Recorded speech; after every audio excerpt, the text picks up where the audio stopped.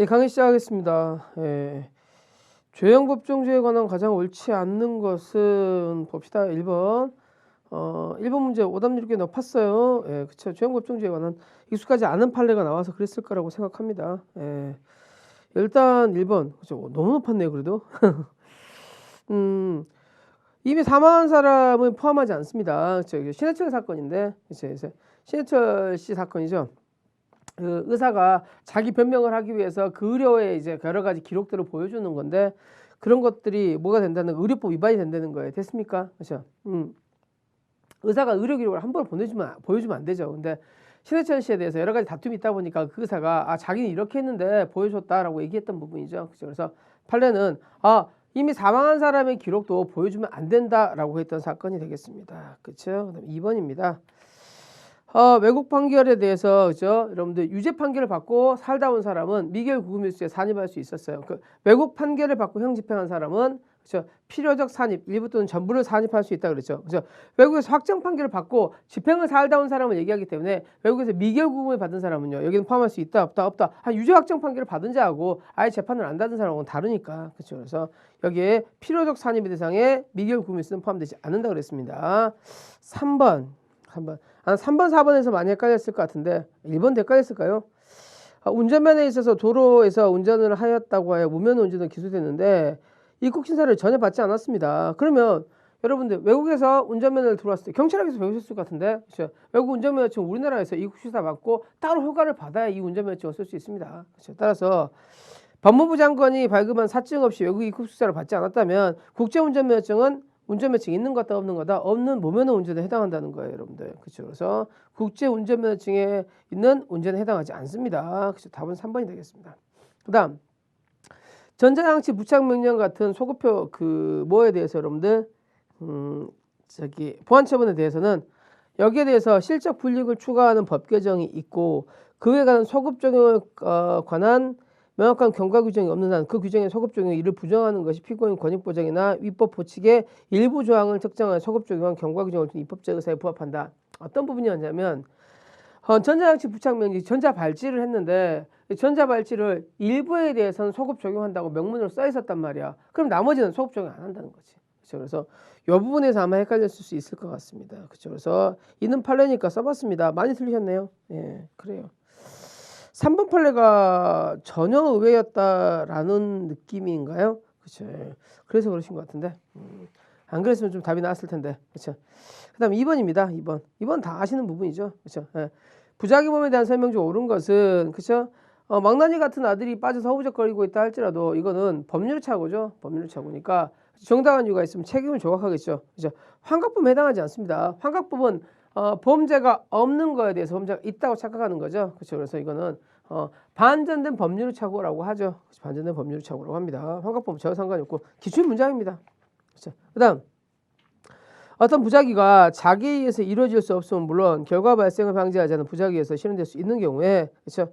자기와 부작위 같이 있어요. 그럼 뭘로 봐야겠어요? 그러니까 가장 대표적인 사건이 강간하고 비닐하우스에 버려둔 사건이에요, 여러분들. 그러면 이미 선행행위로서 위험이 이미 발생했잖아. 그러면 뒤에 있는 후행위로 특별히 살펴볼 필요가 있다, 없다? 없다. 그렇죠. 이렇게 봐야겠습니다.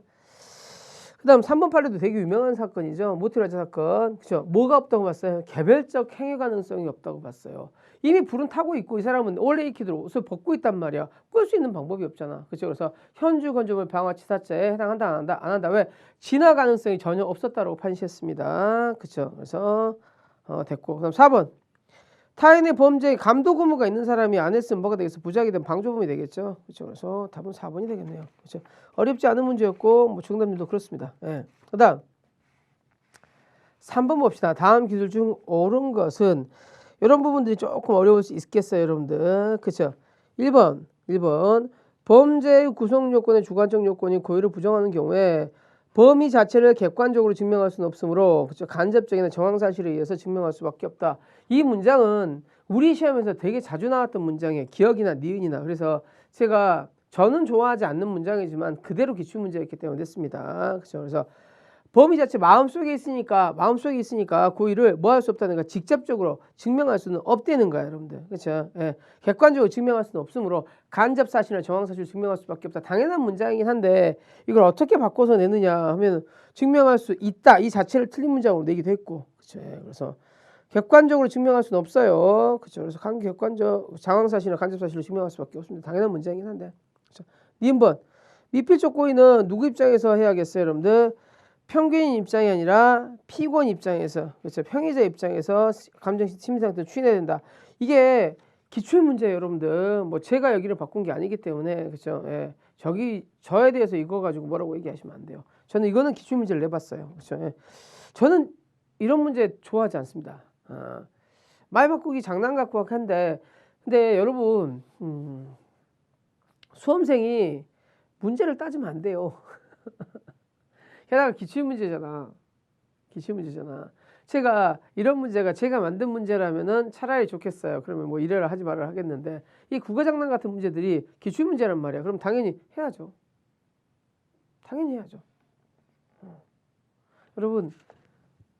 여러분 자압이라고요.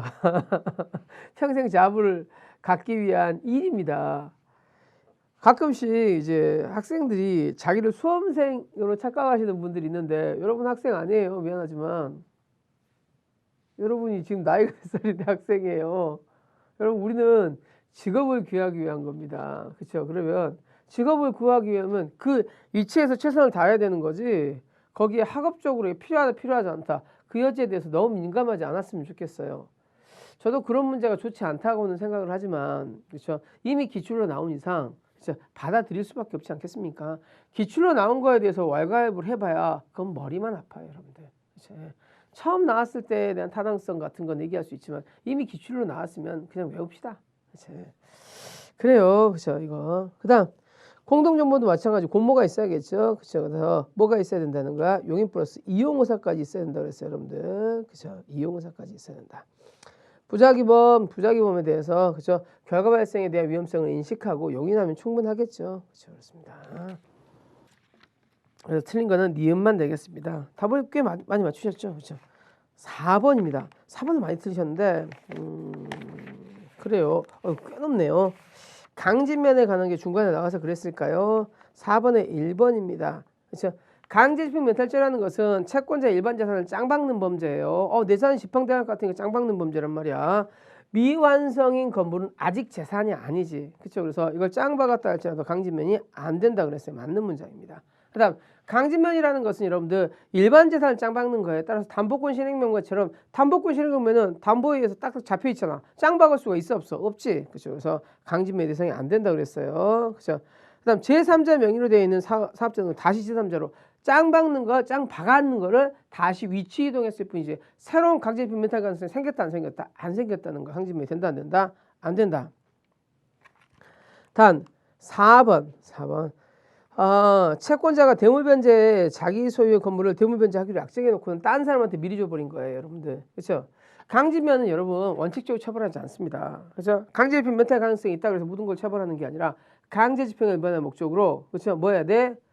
은닉, 손괴, 허위 양도, 허위 채무 부담한 경우면 처벌합니다. 이 사람은 진실한 양도를 했죠. 강제면이 된다 안 된다? 안 된다라고 볼 수밖에 없겠네요. 그렇죠? 그럼 답은 4번이었습니다. 그렇죠? 오답률이 꽤 높은데 이거는 기출문제에 있는 것을 약간 변형했을 뿐입니다. 그래서 여러분들이 강진면 같은 경우에 다시 한번 기준점을 다시 한번 잡아보시기 바랍니다. 그렇죠? 그래서 강진면에 대해서 강제집행의 종류들 안 되는 것들 기억하시고 그 다음에 채권자 일반재산이 안 되는 것들 기억하시고 그렇죠? 그 다음에 행위태양 기억하시고 그렇죠? 이렇게 좀 잘 구분해 놓으셔야겠습니다. 5번 가겠습니다. 5번.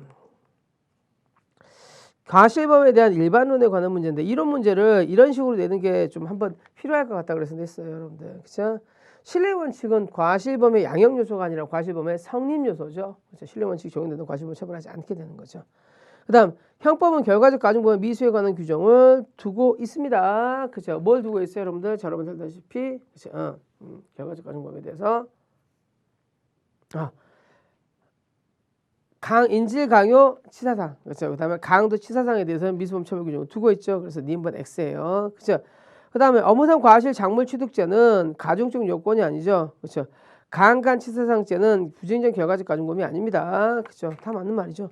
업무상 과실 작물 취득죄는 작물은 기본 과실 취득이 없어요. 그래서 업무상 과실과 중과실만 처벌하니까 요거는 가중적 요건이 아니고 강간치사상은 부정적 결과적 가중범위 아닙니다. 부정적 결과적 가중은 현주 건조물 방화 치사상. 그렇죠. 그 다음에 뭐가 있나요, 여러분들? 특공방 치상 이런 게 있죠. 예. 그 다음에 중자 들어가는 범죄들. 그 다음 판에 따르면 남녀가 술을 함께 마시고 승합차를 타고 가다가 여자를 추행하자 여자가 욕을 하면서 달리는 차에서 뛰어내려서 추상한 경우 결과적 가중범위 성립할 수 없다. 왜? 여기 얘기 가능성이 없죠. 그렇죠. 예. 그 다음 의사 대신 간호사가 수혈을 조치했어요, 여러분들. 그렇죠. 만약에 요거에 대해서 이제 주사면 그건 간호사 영역이죠. 그렇죠. 이걸 바꾸면 뭐가 되겠어요, 여러분들? 간호사의 과실만 인정하겠지만 수혈봉지 같은 것은 예비적인 경우니까 누가 감독했어야 된다? 의사가 감독했어야 된다는 거예요. 그렇죠. 그래서 신뢰 원칙이 적용되는 영역이 아니죠. 그렇죠. 그래서 수간호사가 보조 간호사에 대해서 이 사람이 이제 주사하는 것은 여기는 수간호사까지만 책임이 미치고 의사한테 책임이 미치지 않지만 수혈봉지 같은 경우에는 어떻게 된다는 거예요, 여러분들? 의사한테도 책임이 미친다는 거예요, 여러분들. 그렇습니다. 그 다음 결과적 가중범위를 가중처벌한 이유는 행위반 가치가 더 큰 경우이죠. 왜? 때려 죽인 거예요, 여러분들. 그렇죠. 행위가 가지는 잠재적 위험이 실현됐기 때문에 가중처벌하는 겁니다. 퇴거불응죄 진정무작위 범위죠. 진정무작위 범위입니다. 그 다음 6번 봅시다. 갑은 하산하다가 야상 멧돼지에 쫓겨 급히 도망치며 의료 전원주택을 발견하고 그 집으로 뛰어들어가 위기를 모면하려고 했습니다. 집주인은 도둑으로 오인하여 그를 쫓아내는 의도로 도둑이야라고 외쳤어요. 그렇죠? 그래서 그를 자신을 공격하려는 걸 알고 가슴을 힘껏 밀어 넘어뜨렸습니다. 그렇죠? 뭐가 되겠습니다? 오상방위가 되겠네요. 오상방위. 오상방위에 대해서 어떻게 할 것인가 문제예요, 여러분들. 그렇죠? 오상방위에 대해서 학설의 결론들을 봅시다. 오상방위. 오상방위는 늘 나오는 문제예요, 여러분들. 오상방위. 대부분의 학설들은 그렇죠. 대부분의 학설들은 뭐가 된다 그래요, 여러분들? 고의를 조각하고 과실범이 된다고 봅니다. 그렇죠. 예. 그래서 보시고 그 다음에 엄격 책임설은 고의범은 인정하나 정당한 이유가 있으면 책임을 조각한다고 봐요. 그렇죠. 법효과 제한적 책임설은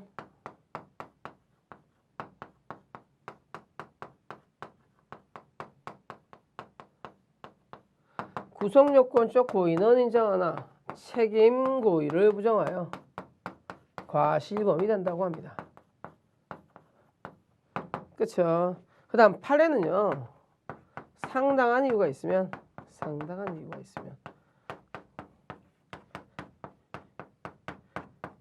위법성을 조각한다고 봐요.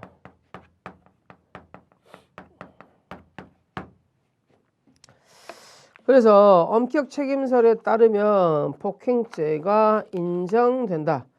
그렇죠? 요거. 그다음 제한적 책임설에 의하면 추정설에 의하면 뭐가 되겠어요, 여러분들? 고의를 조각하고 과실범이 되겠죠. 그래서 과실이 돼서 무죄이다. 맞겠죠? 그러니까 엄격 책임설에 따르면 봅시다. 상당한 이유가 있죠. 그렇죠? 그래서 위법성 인식이 부정되니까 폭행죄가 인정되지 않으니까 무죄가 되겠죠, 여러분들. 그렇죠? 1번은 무죄가 될 거고 6번 1번. 그렇죠?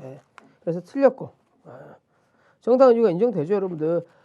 급히 여러분 집에 있는데 갑자기 집에 어떤 사람이 확 뛰어들어온다고 생각해 보십시오. 이 사람 도둑으로 오인할 수 있겠어요, 없겠어요? 있죠. 그렇죠. 오인에 대해서 상당한 이유가 있습니다. 그렇죠. 그래서 상당한 이유가 있으니까 폭행죄는 인정되나, 그렇죠? 상당한 이유가 있으니까 엄격 책임설에 따르면, 그렇죠? 책임이 조각되겠지. 책임이 조각돼서 무죄가 될 거란 말이야, 이 사례는. 그렇죠. 그다음 제한적 책임설 유추정서에 따르면 대부분 학설들은 뭐가 된다고 그랬어? 고의를 조각하고 과실범이 된다고 그랬지.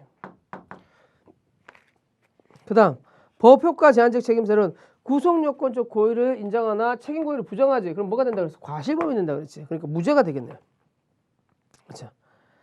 가부 주거 침입 행위는 자구행위에 해당해 긴급피난에 해당해 금기피난에 해당하죠. 그렇죠. 그래서 무죄가 되는 거지. 자구행위에 해당하진 않아요. 그렇죠. 그래서 이렇게 보시면 되겠습니다.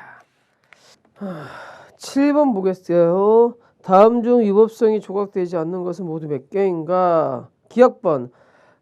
방송통신심의위원회 자신의 인터넷 블로그에 그 이제 발기된 사진 쭉 올려놓는 건데 이제 여러분 옛날에 그 공연 중에 그 성기 바지 버리듯이 애 때문에 그죠?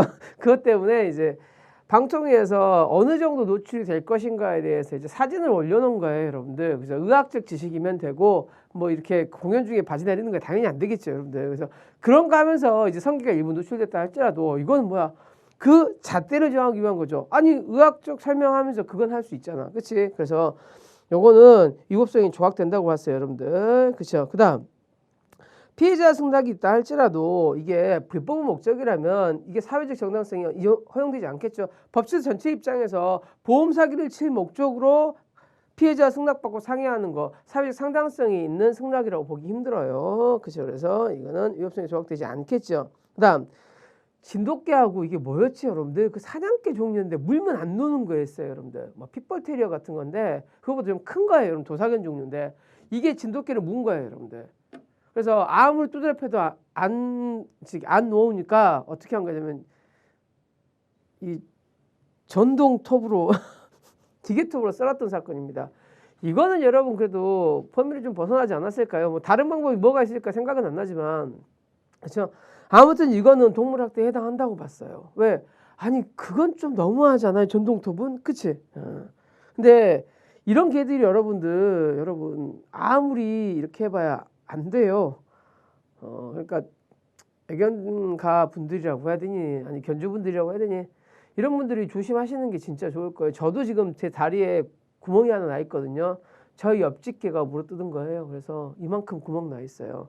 그것도 마찬가지야. 그 개가 그러니까 우리 집 개를 공격하려다가 제 다리가 대신 물렸거든요.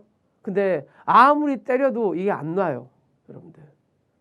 원래 사냥개이기 때문에 죽을 때까지 안 나요. 그렇죠? 예. 사실 그래서 그때 심하게 때렸어요.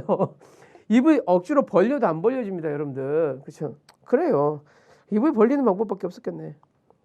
그래요. 애매하네요, 디귿. 그렇죠? 근데 일단은 이게 기계톱을 가지고 이게 썰었다. 이건 너무 잔인하잖아. 그럼 시간적 여유가 충분히 있었는데 기계톱을 가져왔다는 거니까. 그렇죠? 이건 정당히로 보지 않았습니다. 어쨌든 간에. 그다음 2번 쟁의 조정 신청을 해서 조정 절차를 마쳐지지 않은 채 조정 기간이 끝났어요. 그러니까 냉각 기간을 준수했단 말이야. 근데 조정이 안 됐어. 근데 어찌됐든 준비 기간, 네가 지키라는 기간은 지켰잖아. 그렇죠? 그러면 냉각 기간은 준수했기 때문에 이 쟁의 행위는 정당행위로 볼 수 있겠어요. 그렇죠? 그다음 마지막 소유권 귀속의 분쟁이 있습니다. 아니 상대방이 이 집에 못 들어와라고 하니까 톱 가지고 왜 오늘 톱이 이렇게 많니? 그렇죠? 톱으로 그죠 자물쇠 절단하고 그 집 들어간 거예요. 왜 부동산에 관한 분쟁은 얼마든지 뭘로 해결할 수 있어? 그렇죠. 법원에 의해서 해결할 수 있죠. 그럼에도 불구하고 이런 톱을 썼다는 것은 허용될 수 있다 없다? 없다 이렇게 볼 수 있겠습니다. 8번 보겠습니다. 그렇죠. 그래서 위전착에 대해서 여러분들이 잘 해보시기 바랍니다. 위전착에 대한 결론이 지금 한 거의 정오답이 반반씩 갈렸는데 충분히 하실 수 있을 거라고 생각해요. 몇 번 풀어보시다 보면 충분히 하실 수 있을 거라고 생각합니다.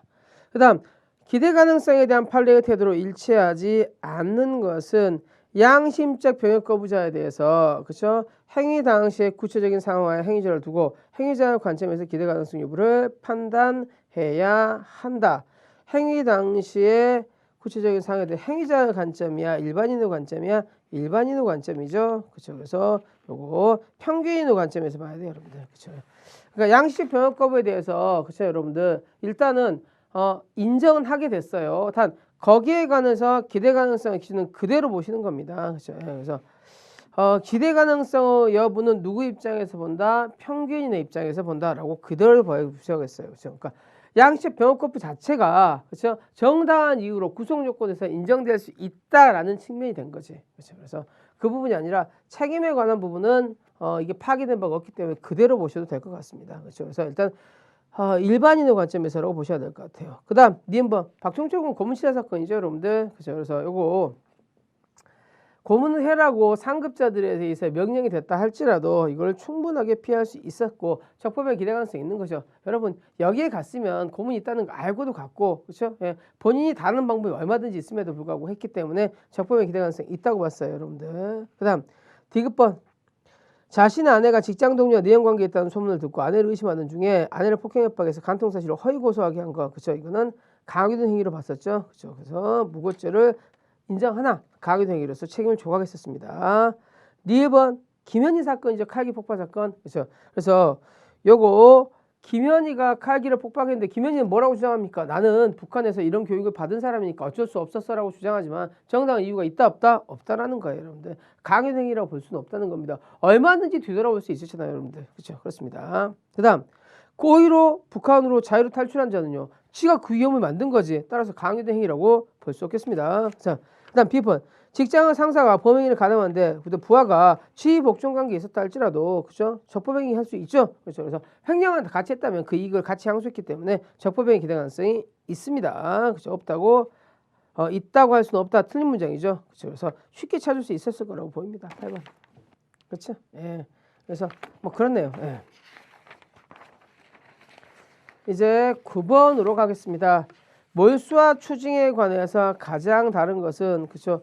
요거 하나 둘씩 좀 봅시다. 1번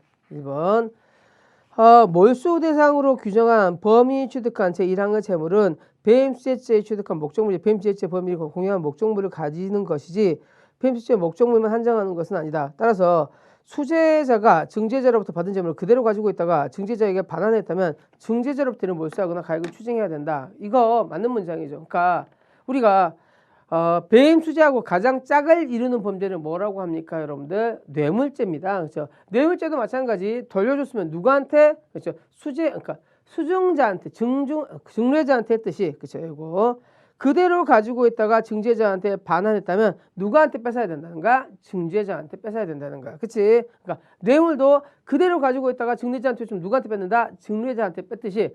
수재죄도 뭐야? 이거 그대로 가지고 있다가 준 사람한테 줬으면 그렇죠. 증죄자한테 뺏는다는 거예요, 여러분들. 그렇죠? 그래서 기억본 보시고. 그다음 비트코인입니다. 꽤 오래됐었죠, 여러분들.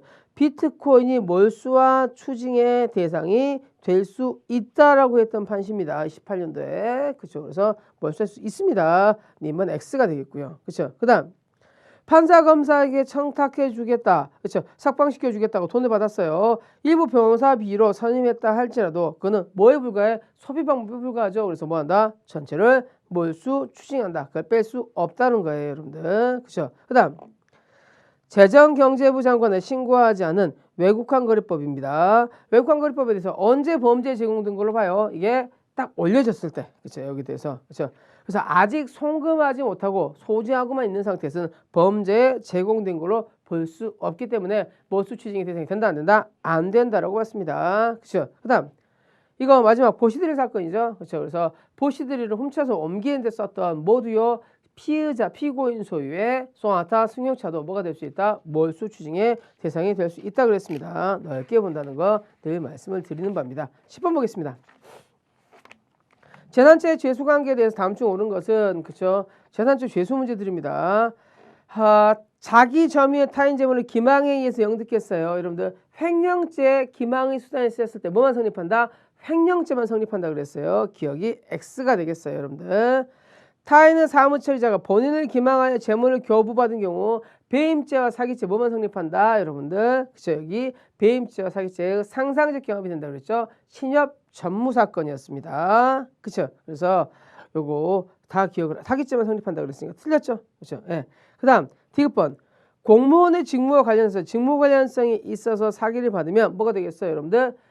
병기관 사건이죠. 뭐가 성립한다 그랬어요, 여러분들? 사기죄도 성립하고 수뢰죄도 성립한다 그랬어. 그렇죠. 그래서 국가적 사회적 법익에 대해서 상상적 경합이 됐던 몇 안 되는 범죄들 다 기억하시라고 늘 말씀드리고 있습니다. 그렇죠.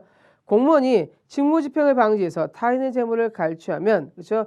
직무집행을 방지했다는 것은 직무집행 의사가 없다는 거죠. 그럼 뭐만 성립한다 그래서 공갈죄만 성립한다 그랬어요, 여러분들. 그렇죠. 그다음 리을입니다. 명의수탁자가 신탁 부동산을 횡령하려는 걸 알면서 샀다면 그렇죠. 요거는 재산범죄에 취득한 물건을 뺏은 게 아니지. 그렇죠. 횡령한 물건을 알고 산다. 배임한 물건을 알고 산다. 그렇죠. 여러분 이거는 일반적 거래관계에서 알고도 살 수밖에 없다는 거지. 그래서 별도 범죄가 성립한다 한다 안 하는 게 원칙이라는 겁니다. 그렇죠. 그래서 10번 많이 틀리셨어요. 아마 미음에서 제일 많이 헷갈렸을 것 같습니다. 그렇죠. 그래서 요거 그러니까 명의신탁된 부동산을 상대방이 횡령하려는 걸 알면서 샀다 할지라도 뭐가 되지 않는다? 이거는 작물취득세가 되지 않는답니다. 그 다음 또 한 가지 더. 이자간 명의신탁에 대해서 말씀을 드릴 텐데 이자간 명의신탁은 횡령죄가 안 되는 걸로만 되어 있는 건 아닙니다. 그래서 이자간 명의신탁에 대해서 좀 설명드리겠습니다.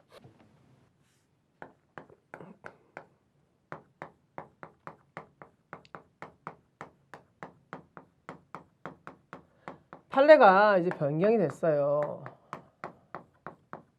단 판례는 뭐라고 얘기하는 거야? 원칙적으로 이런 명의신탁은 부동산 실권리자에 관한 법률 반한다면 적법한 위탁관계가 아니야. 그러니까 횡령이 안 돼. 이렇게 봤어요. 하지만 예외적으로 부동산 심용법에 위반하는 게 아니야. 반하지 않아. 대표적인 게 뭐가 있다 그랬어요, 여러분들? 부부, 종중, 교회, 상호 명의신탁 같은 경우에는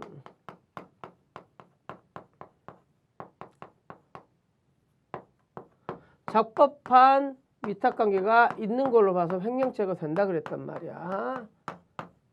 그래서 우리 판례가 불가벌적 사후행위에 관한 부분이라든지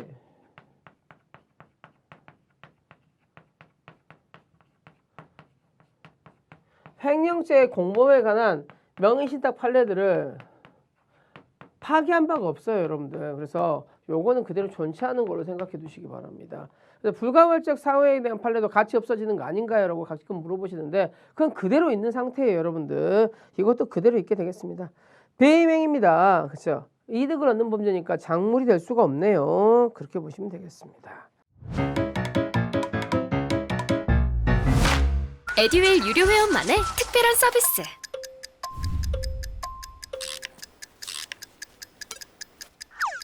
하치하차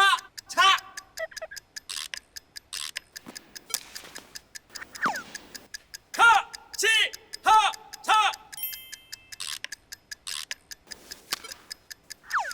정답! 같이 하자 친구야 에듀윌 유료 회원!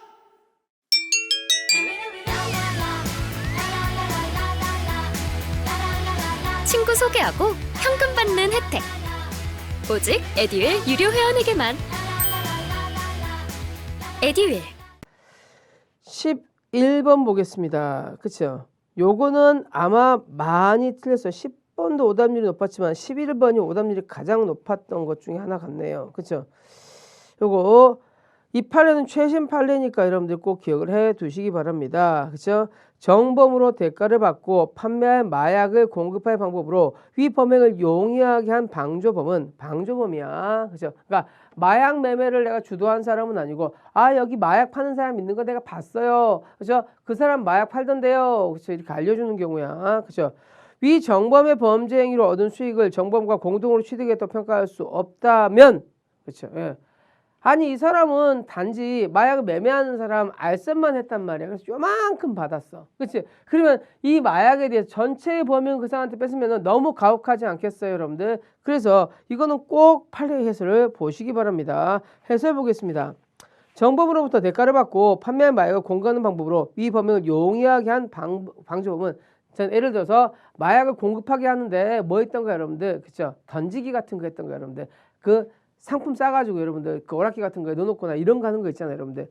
진짜 이 사람은 운반책으로 잠시 운반만 했을 뿐이야. 그러면 얼마 돈을 안 줬겠지. 그렇죠? 이 사람을 범죄 수익을 얻은 정범과 공동으로 취득하였다고 평가할 수 없다면, 그렇죠? 방조 행위로부터 얻은 거, 이 배달하면서 받은 5만 원, 10만 원 이거에 대해서 뭐 추징이 가능하다는 거예요, 여러분들. 이해됐습니까? 그렇죠? 그래서 방조 행위로 얻은 재산에 한하여 뭘 추징한다고 보아야 한답니다. 이거는 여러분들이 틀리셔도 돼요. 단 이제 알았으니까 틀리면 안 되겠지. 다시 한번 이 판례 기억을 해 두도록 하겠습니다. 그렇죠? 마약을 했어요. 마약을 사고 파는 사람이 아니야. 단 여기서 뭐 하는 사람이야? 이 사람이 잘 팔 수 있게 배달하는 사람입니다. 그렇죠? 그래서 얼마 버는가? 이 마약이 몇 천만 원짜리 마약이지만 나는 50만 원, 100만 원 이거 받았단 말이야. 5만 원 이렇게 받았단 말이야. 그러면 이 사람한테는 같이 했다고 볼 수 없다면 1000만 원을 몰수 추징한다는 것은 도리어 너무 가혹하잖아. 그래서 얼마만 몰수 추징할 수 있다는가? 10만 원만 몰수 추징할 수 있다고 보는 겁니다. 됐습니까? 그렇죠? 그다음 12번 보겠습니다. 방조범에 관한 설명으로 옳은 것은 그렇죠? 방조범입니다. 무형적 정신적 방조도 도와주는 거면 다 방조행에 해당할 수 있습니다. 2번 상급자가 하급자를 이제 뭐 예를 들어서 그렇죠? 병장이 딱 보고 있었단 말이야. 근데 상병이 이리 와 이렇게 때린단 말이야. 그렇지? 근데 병장이 가만히 보고 있었어. 이런 거 보면 그렇죠? 여기에 대해서 특수폭행치사 그러니까 무리한 행동을 한단 말이야. 이등병이 취해가지고 막 상병 멱살을 잡아. 그렇지? 그래서 A를 교육시킨다는 목적으로 가볍게 생각하고 강목을 건네줬다가 의리 폭행이 심해지자 제지하려고 노력했단 말이야. 그렇죠? 그러면 요건 특수폭행치사의 방조범으로 보진 않았습니다. 특수폭행의 방조범으로만 봤습니다. 왜? 사망에 대한 내균 가능성이 없다고 봤던 사건입니다. 익숙할 수도 있고 안 할 수도 있겠네요. 교사범을 방조하면 방조범이 되겠죠. 그렇죠? 그 다음에 정범을 교사하면 이것도 방조범이 되겠죠. 그렇죠? 방조범이 될 겁니다. 그렇죠? 갑이 을에게 강간할 것을 교사하고 을이 승낙했어요. 근데 실행에 착수하지 않았습니다. 그러면 갑은 뭐가 되겠어? 강간 애비 음모가 되겠지. 즉 효과 없는 교사야. 그렇죠? 그래서 그래 나 강간할게라고 했죠. 그렇죠? 특히 강간의 애비 음모가 생겼으니까 강간 애비죄는 성립을 하겠습니다. 하지만 애비에 대한 방조범은 처벌한다, 처벌하지 않는다, 처벌하지 않는다죠. 그렇죠? 그래서 처벌되지 않는다. 4번이 맞겠네요. 그렇죠? 답이 많이 갈렸어요. 아마 강간 애비음모 처벌하니까 애비음모로 처벌한다 라고 거기서 끝냈던 사람들이 꽤 많았던 경우라고 볼 수 있습니다. 그렇죠? 그 다음 13번 보겠습니다. 다음 옳고 그른 것을 OX를 표시해 봅시다. 특수폭행치상 그렇죠? 요거에 대해서 그렇죠? 특수상해에 관한 규정이 생겼단 말이야. 과거의 폭행치상을 뭘로 다루고 있었어요? 여러분들 상해가 처벌하고 있었단 말이야. 과거엔 특수상해라는 게 없었으니까 폭행치상 상해 특수폭행치상도 상해였단 말이야. 근데 특수상해가 생겼어요. 그렇죠? 그럼 특수상해가 생겼으니까 이것도 특수상해로 처벌할 수 있겠습니까? 그 문제예요. 여러분들. 그렇죠? 발효는 된다 안 된다? 안 된다라고 본 거야. 왜? 특수폭행치상과 폭행치상이 있었을 때 이미 상해로만 처벌하고 있었잖아. 그렇죠? 그러니까 이미 처벌하고 있었던 규정인데 별다른 규정이 없는데 갑자기 형벌을 올리면 된다 안 된다? 안 된다라는 게 우리 판례 입장입니다. 그렇죠? 그래서 특수폭행치상도 뭐로 처벌한다? 상해죄로 처벌하는 거지 새로 생긴 특수상해죄로 처벌하지는 않는다라는 거예요. 그렇죠? 폭행치상을 상해죄로 처벌했었어요. 그러니까 특수폭행치상도 아직은 특수상해가 없으니까 상해죄로만 처벌했단 말이야. 그러면 특수상해죄가 생겼으니까 과거로 처벌하는 거 함부로 올리면 된다 안 된다? 안 된다라는 거야. 뭔가 형벌을 올리려면 그 근거가 명확히 있어야 된다는 거예요. 그렇죠? 그래서 요거는 특수상해와 동일하게 처벌하는 게 아니라 상해로 처벌한다고 그랬어. 그렇죠? 폭행죄입니다. 그다음 B번 명시한 사에 반하여 공소를 제기할 수 없는 반사불벌죄로서 사람이 사망한 후에 상속인이 피해자를 대신하여 처벌 불허 의사 표시를 할 수 없다. 그렇죠? 예.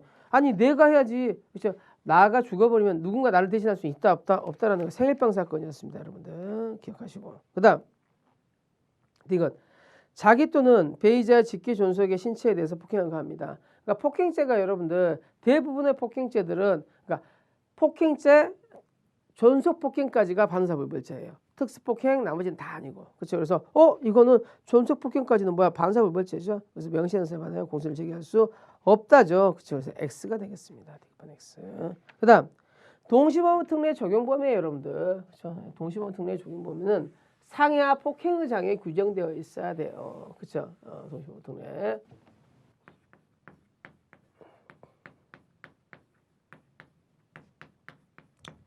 그래서 뭐 이제 상해, 그렇죠? 폭행치상, 그렇죠? 그 다음에 중상해 이런 것들은 다 포함될 수 있어요. 하지만 폭행죄에 규정되지 않는 뭐 살인미수라든지 강간치상, 강도치상 이런 것들은 적용되지 않는다 그랬어요, 여러분들. 사안 보시면 그렇죠? 가불이 독립한 애를 살해하고자. 그러니까 죄명은 뭐에 의해서 결정되는 거예요, 여러분들? 고의에 의해서 결정되는 겁니다. 그렇죠? 이미 살인의 고의가 있었으니까 이 사람들은 살인죄가 되겠죠. 그래서 하나가 A다리에 적중했는데 이게 누군지 몰라요. 그죠? 263조의 동시범위에 해당하지는 않습니다. 동시범위 특례가 적용되지 않겠지요. 그렇죠? 그렇습니다. 그래서 13번도 그렇게 오답률이 거의 없네요. 괜히 했네요. 그렇죠? 그다음 13번은 마찬가지로 폭행죄 같은 경우는 여러분 잘 아시고 계십니다. 예, 그렇죠? 그래서 유명했던 판례죠. 예.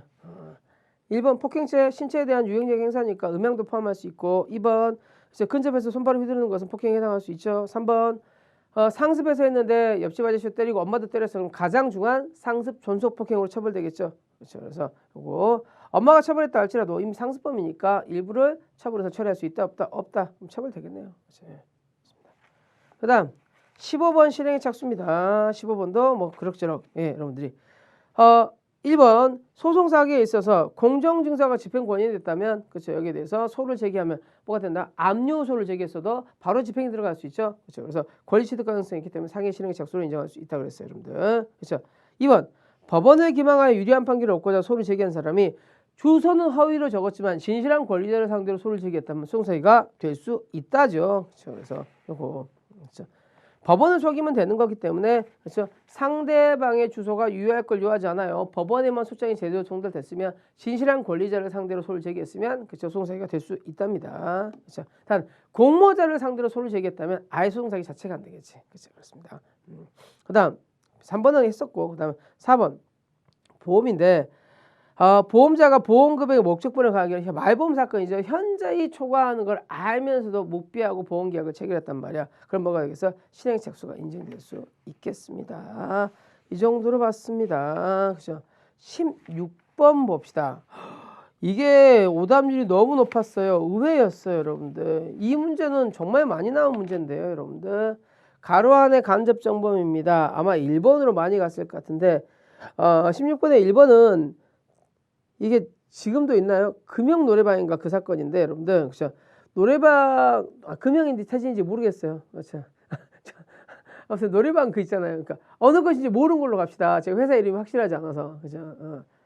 그래서 어느 노래방인데 노래방이 좀 어려워진 거예요, 여러분들. 노래방 회사가 그렇죠. 그래서 저작권을 내기가 힘들어지니까 그렇죠. 노래방 회사들은 훌륭합니다. 됐어요. 그렇죠? 모르겠다고요. 그렇죠? 어느 회사였는지 그렇죠. 그래서 뭐 노래방 회사가 많습니까? 몇 개 안 되지 않니? 지금 남아 있는 거는 그렇죠. 어찌되는데 여기에 대해서 이제 신곡 파일이 구동될 때마다 어떻게 해야 돼요, 여러분들? 그 넘버링이 되면서 저작권비를 내야 된단 말이야. 그렇죠. 이 저작권비를 내기 싫으니까 그 저작권비를 내는 이 시스템 자체에 대해서 여기에 대해서 뭘 걸어버린 거예요, 여러분들. 락을 걸어버린 거예요. 그렇죠. 그래서 신곡을 틀었음에도 불구하고 저작권비가 안 나가게 한 거야. 이해됐지? 그렇죠. 예. 그래서 노래방 주인들은 모르고 하고 있잖아. 그렇죠. 그래서 고의 없는 과실범을 뭐 했어요, 여러분들? 도구로 삼았으니까 간접정범이 됐다고 인정했던 사건입니다. 내란죄 최규하 씨, 그렇죠? 최규하 대통령은 전두환이가 총탱크를 가지고 겁박해가지고 계엄을 확대했잖아, 그렇죠? 그래서 내란죄에 관한 최근에 엄청 많이 나오니까 여러분 저 기억을 해주시고, 그렇죠? 요거 내란죄 간접정범 인정했다 자주 나오는 판례죠, 그렇죠? 3번입니다. 이거 틀리시면 안 되죠. 위증죄는 자수범이잖아. 간접정범이 된다 안 된다? 안 된다. 제목만 보고도 답이 나왔어야지, 여러분들. 전 이게 이렇게 정답률이 떨어질 거라고 생각을 못했어요. 그러니까 한번 풀어보시면 다시는 안 틀릴 거라고 생각합니다. 그 대신 그렇죠. 오답률이 역대 최고인데요. 그렇죠. 그래서 한번 하셨으면 그 다음부터 안 틀릴 거라고 봅니다. 17번으로 가겠습니다. 협박죄에 대해서는 정답률이 굉장히 높아요. 오답률이 10%도 안 됩니다. 그렇죠. 다 맞추신 거라고 보시면 되겠네요. 협박죄 단순한 욕설, 뭐 이제 친구한테 야 이 새끼 죽여버릴 거야 이렇게 얘기하는 거죠. 협박이 안 된다 그랬어요, 여러분들. 그렇죠. 친족만 아니라 제3자에 대해도 본인과 밀접한 관계가 있으면 제3자에 대한 협박이 될 수 있다 그랬죠, 여러분들. 그렇죠. 법인은 협박죄의 결체가 될 수 없습니다. 왜? 쫄 수 없으니까요. 그렇죠. 4번. 직접 해악을 가하겠다고 하는 것은 물론 제3자를 통해서도 되지만 고지자가 실제로 제3자 행위를 사실상 지배할 수 있는 지위에 있지 않더라도 그렇죠? 상대방이 이렇게 오인할 수 있다면 제3자에 대한 협박이 될 수 있다 그래서 제3자에 의한 협박이 될 수 있다 그래서 요거는 뭐 잘 나오는 부분이니까 여러분들이 기억하시면 되겠습니다. 그렇죠. 18번 정답률이 2%밖에 안 돼요. 그렇죠. 오답률이 그 대신 여러분들이 1번과 2번 판례를 잘 기억을 해 두시기 바랍니다. 1번 판례는 룸사롱 사건이죠. 이 룸사롱 사건인데 좀 제가 말하기도 좀 민망한 사건입니다. 주거침입 강간을 인정할 수 있겠는가? 성폭법상의 주거침입 강간이라는 게 있죠. 그래서 1번 판례는 출제될 가능성이 굉장히 높으니까 좀 기억을 해두시기 바랍니다. 주거침입 강간에 관한 문제예요. 그렇죠? 그래서 그냥 이거는 그냥 답이 2번에서 보여서 여러분 금방 찾았던 것 같은데, 그렇죠? 이 사람이 주거에 침입한 자가 피해자를 가능 강간한 게 성립하는 거죠. 그렇죠? 예. 그다음, 그러니까 이 사람이 룸사롱에 갔어요. 그러니까 제일 처음에는 그냥 어서 오십시오 갔겠죠. 예. 근데 이제 자기를 접대하던 여자가 이제 성행위를 요구를 하니까 이제 화장실로 여자가 도망간 거예요. 근데 이 여자가 있는 화장실을 문을 열고 들어가서 뭐 성행위를 계속해서 시켰던 부분입니다. 그죠? 그러니까 주거 침입보다 강간이 더 먼저 있었던 경우예요. 그러니까 주거 침입 강간이면 주거 침입 후 강간이 있어야 되는 거죠. 그렇죠? 근데 주거 침입을 범한 후 강간 행위를 해야 되는 신분범위가 따라서 강간 후에 주거 침입이 있었다면 이건 주거 침입 강간으로 볼 수 있다 없다? 없다라고 봤던 사건. 이해할 수 있겠어요? 그렇죠? 요거 이거는 나올 수 있는 판례니까 최신 판례고 한 번만 볼게요, 여러분들. 그러니까 주거 침입 강간은 뭐로 볼 것인가 문제예요. 주거 침입 강간에 대해서는 자세히 보셔야 될 것 같아요. 그렇죠? 주거 침입 강간. 성폭법상의 주거 침입 강간인데 이거 어떻게 볼 것인가의 문제예요. 단순한 행위 태양으로 볼 것인지 아니면 이제 신분범으로 볼 것인지. 판례는 신분범으로 바꾼 것 같아요.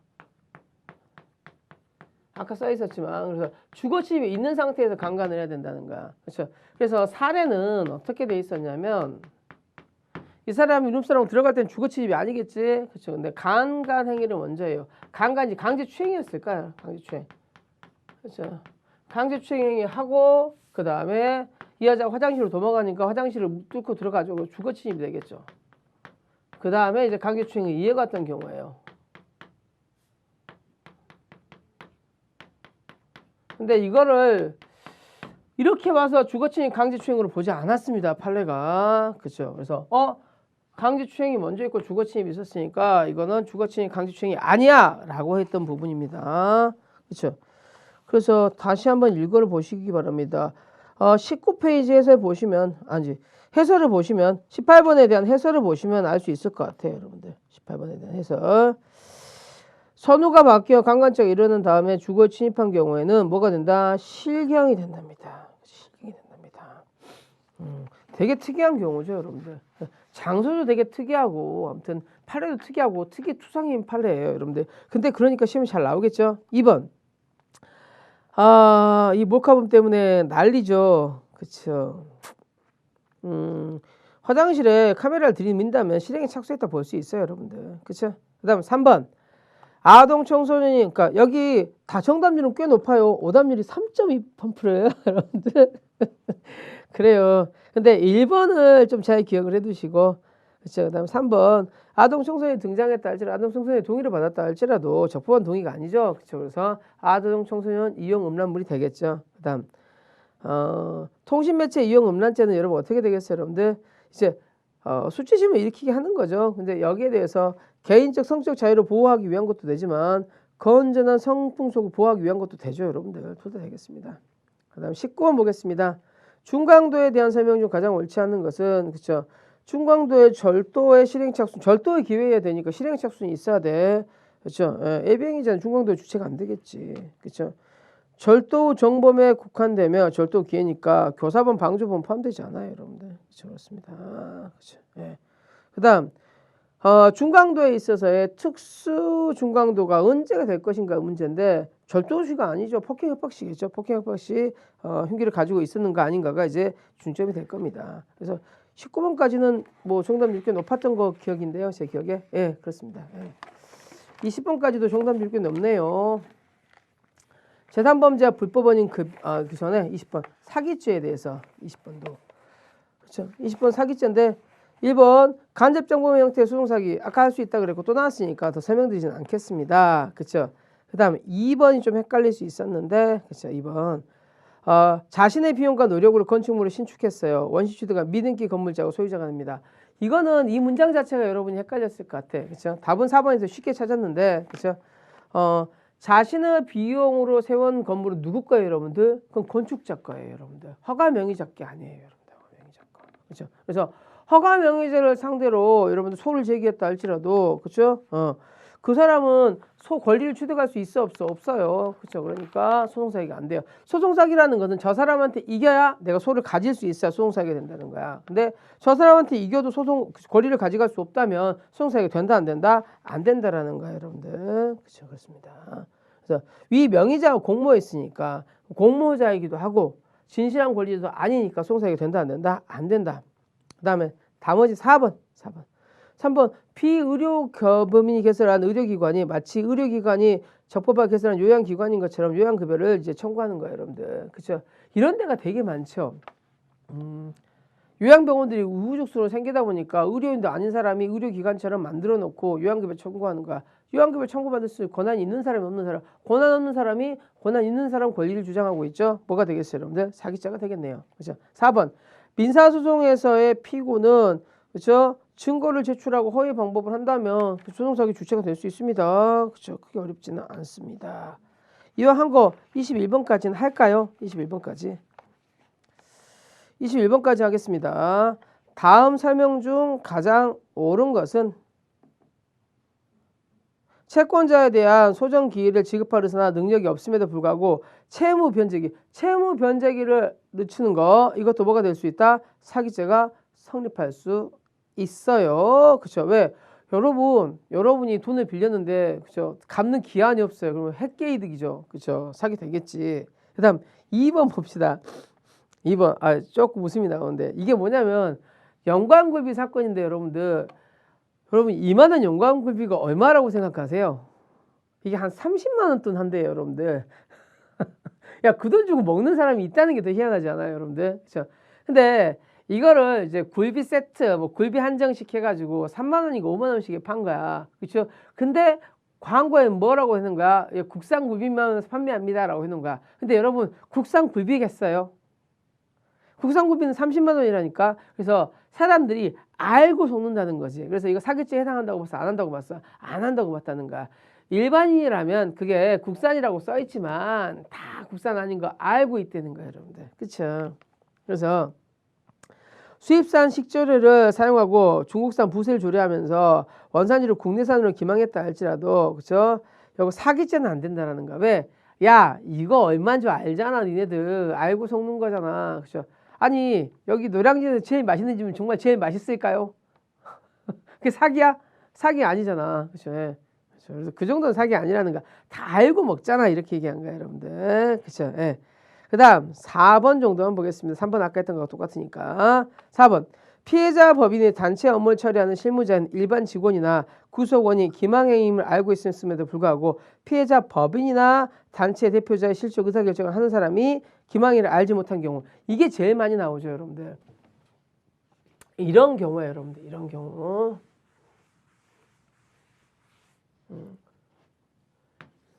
이제 A 법인이 있는데 부정대출을 해준단 말이야. 그렇지? 근데 실무자인 갑은 알고 있어. 갑은 악이야. 갑은 을이 그치? 뭐가 없는 거? 아이가 신용력이 없고 지급의사와 지급 능력이 없는 거. 지급 능력이 없는 걸 알고 있어. 근데 친구야. 그러니까 알면서 빌려주는 거야. 근데 대표이사인 B는 몰랐어. B는 선이야. 그러면 회사의 입장에서는 회사 권리를 처분할 수 있는 사람은 누구야? B야? 갑이야? B지. 비록 실무자가 악이었다 할지라도 그렇죠? 예. 누가 모르고 있었다면 회사의 대표이사가 모르고 있었다면 회사 입장에서 뭐야? 사기당한 거지. 그렇죠? 그래서 사기죄 성립에는 아무런 영향이 없다는 겁니다. 됐습니까? 에듀윌 도서 중에 6개년 기출 문제집이 가장 많이 도움이 되었습니다. 마지막 모의고사에서는 파이널 봉투 모의고사가 도움이 되었는데 QR코드를 통해서 자동으로 채점을 해주고 성적 분포를 알려주어서 다른 수험생들과 비교를 할 수 있는 점에서 도움이 많이 되었습니다. 에듀윌 책으로 공부하셔서 좋은 결과 있으셨으면 좋겠습니다. 파이팅! 에듀윌은 합격이다. 22번 봅시다. 제3범죄와 불법원인 급여에 대한 관계 사례 중 가장 옳은 것은? 이라고 있습니다. 불법원인 급여에 대해서 한번 쭉 정리를 좀 합시다. 불법원인 급여에 대해서. 그렇죠? 문제들을 봤을 때 좀 익숙하지 않은 문제들이 나오면 많이 당황하시는 게 느껴져요, 여러분들. 그래서 다양한 문제를 풀어보시면 좋겠구나라는 생각을 좀 합니다. 그래서 되게 이제 폼이 정형적인 문제들을 보시는 것도 좋겠지만 좀 다양한 문제 보시면 훨씬 더 낫지 않을까요? 그리고 이제 교수님들이 이제 출제를 하시게 되면 교수님들 스타일들이 다 달라요, 여러분들. 그래서 각자에 따라 내시기 때문에 여러분들이 정말 당황스러운 문제들 나올 수 있거든요. 저희 학교에서 이제 공부하거나 아니면 이제 제가 이제 교수님들 문제를 몇 개를 볼 수 있어요. 그래서 전 될 수 있으면 교수 출제가 된 이후에는 뭐 이제 학교 기말고사라든지 이런 것들도 가끔씩 봅니다. 이제 변시나 이제 출제 가능한 분들이나 아니면 이런 이제 경찰학과의 법대 교수님들 보는데 되게 기발한 문제도 있고 그냥 여러분이 예상할 수 있는 그런 문제도 있어요. 근데 어떤 것을 이제 우리 시험에 어떤 것도 나올 수 있다고 생각이니까 그죠? 이렇게 한번 보겠습니다.